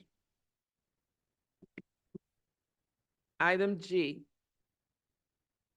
Commissioners, for the next item, the Department of Housing is seeking authority to negotiate a redevelopment agreement with 208 South LaSalle Owner LLC or a related entity for a redevelopment of the property located at 208 South LaSalle Street in the LaSalle Central Tax Increment Financing Redevelopment Project area, and to recommend to the City Council for the City of Chicago the designation of 208 South LaSalle Street, 208 South LaSalle Owner LLC or a related entity as developer. Cara Brims will provide a brief description for this request on behalf of the Department of Housing. Thank you, Acting Chair Thomas. Again, for the record, my name is Kara Breams with the Department of Housing. 208 South LaSalle is in the 42nd Ward. Alderman Brendan Riley has submitted a letter of support for this project. He's not here today, but he's supportive of the project. Representing the developer and here with us today are Mike Reschke and Jeff Breeden from the Prime Group. 208 South LaSalle is located at the southern end of the LaSalle corridor, immediately across from the historic Rookery Building. 208 South LaSalle is a 21-story building that was designed by D. Burnham and Company in 1911 and completed in 1914 by Graham Anderson Probst and White. The building was originally constructed for the Continental and Commercial National Bank, one of the country's largest national banks at the time, and it occupies a full city block. The applicant again is 208 South LaSalle Owner LLC. The proposed project consists of the adaptive reuse and conversion of approximately 225,000 square feet of the building located on the middle floors, floor 13 to 17, which will be converted into 226 residential units, of which 68 will be affordable. The funding request is for $26.2 million in TIF. The total project cost is $122.7 million, which translates into $543,000 per unit. The project will also feature residential amenities, including 24/7 security and reception, as well as a fitness center and tenant lounge with space for social gathering. The residents will also have access to the amenities located in the 2 hotels located within the building, which you can see here. The Marriott Hotel was completed in 2010 and occupies floors 1 through 12 with 610 rooms. The LaSalle Hotel was just completed in 2022 with 232 rooms. The developer submitted an application in December 2022 in response to the city's invitation for proposals for the Loop Revitalization Initiative to rehab the floors 13 through 17, which you see here in blue, into the LaSalle residences. Sources include owner equity, loans for the project, the TIF grant, and the deferred developer fee. The development team is also requesting 4% LIHTC credits, which will generate nearly $11 million in equity for the project.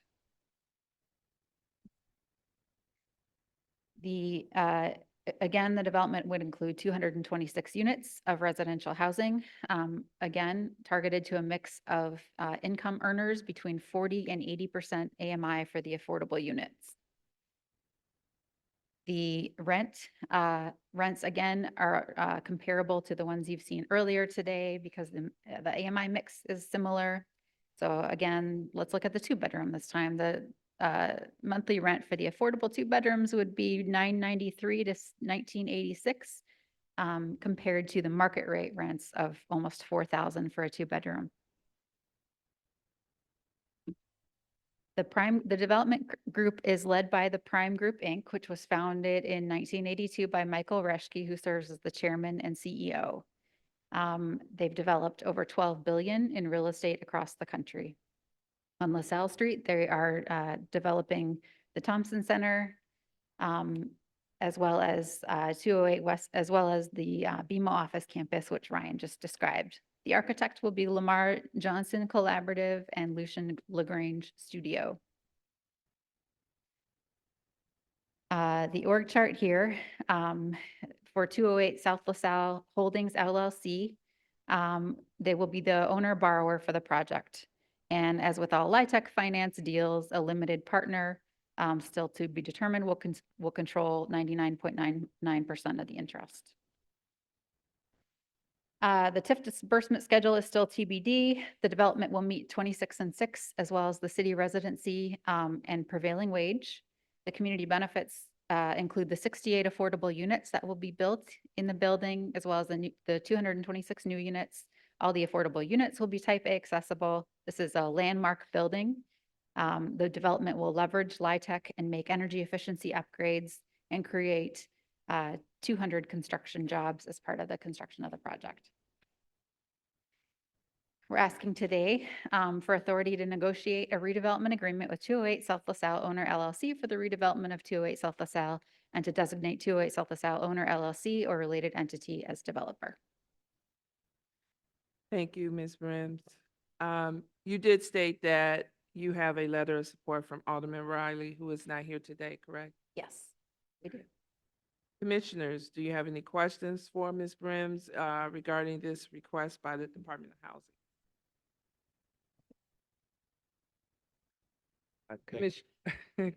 Commissioner Curtis. Thank you, Chair. The, can we look at the sources and use statement again? Their soft costs are roughly 20% of the overall budget. And can you help me understand why they'd be twice as much as the last project? I'll let the development team speak to that who are here. Please. 16%. Respond. Commissioner Broadwright. Sure, just to respond, the other one was actually 16%. Yeah, it was 16. It's okay. Just wanted to give clarity. I'll let it go, then. Thank you. Questions? Chairman Thomas has a question. On floors 13 through 17, that's where the residents will be, correct? Yes. What was that office space before? Is it Michael Reschke's here? He could speak to that. Please state Yes. your name before you speak. Mike Reschke, I'm with the Prime Group. The floors 13 through 17 were office. There's a few remaining tenants that will be vacating, but it's primarily vacant today. Thank you. Questions? If there are no further questions or comments regarding this matter before us, I will call this item for a vote. Resolution before us is from the Department of Housing is seeking authority to negotiate a redevelopment agreement with 208 South LaSalle Owner LLC or a related entity for the redevelopment of the property located at 208 South LaSalle Street in the LaSalle Central Tax Increment Financing Redevelopment Project area, and to recommend to the City Council of the City of Chicago the designation of 208 South LaSalle Owner LLC or related entity as developer. If there are no objections, I move passage of this item by the same roll call voted previously used to establish quorum, with the exception of Chairman Butler, who has recused herself on this item. Hearing none, the motion passed and is approved. Commissioners, that was our last item of today's agenda. If there are no further questions or comments, I move to adjourn the June 11th meeting of the Community Development Commission by the same roll call vote previously used to establish quorum. Hearing no objection, we are adjourned.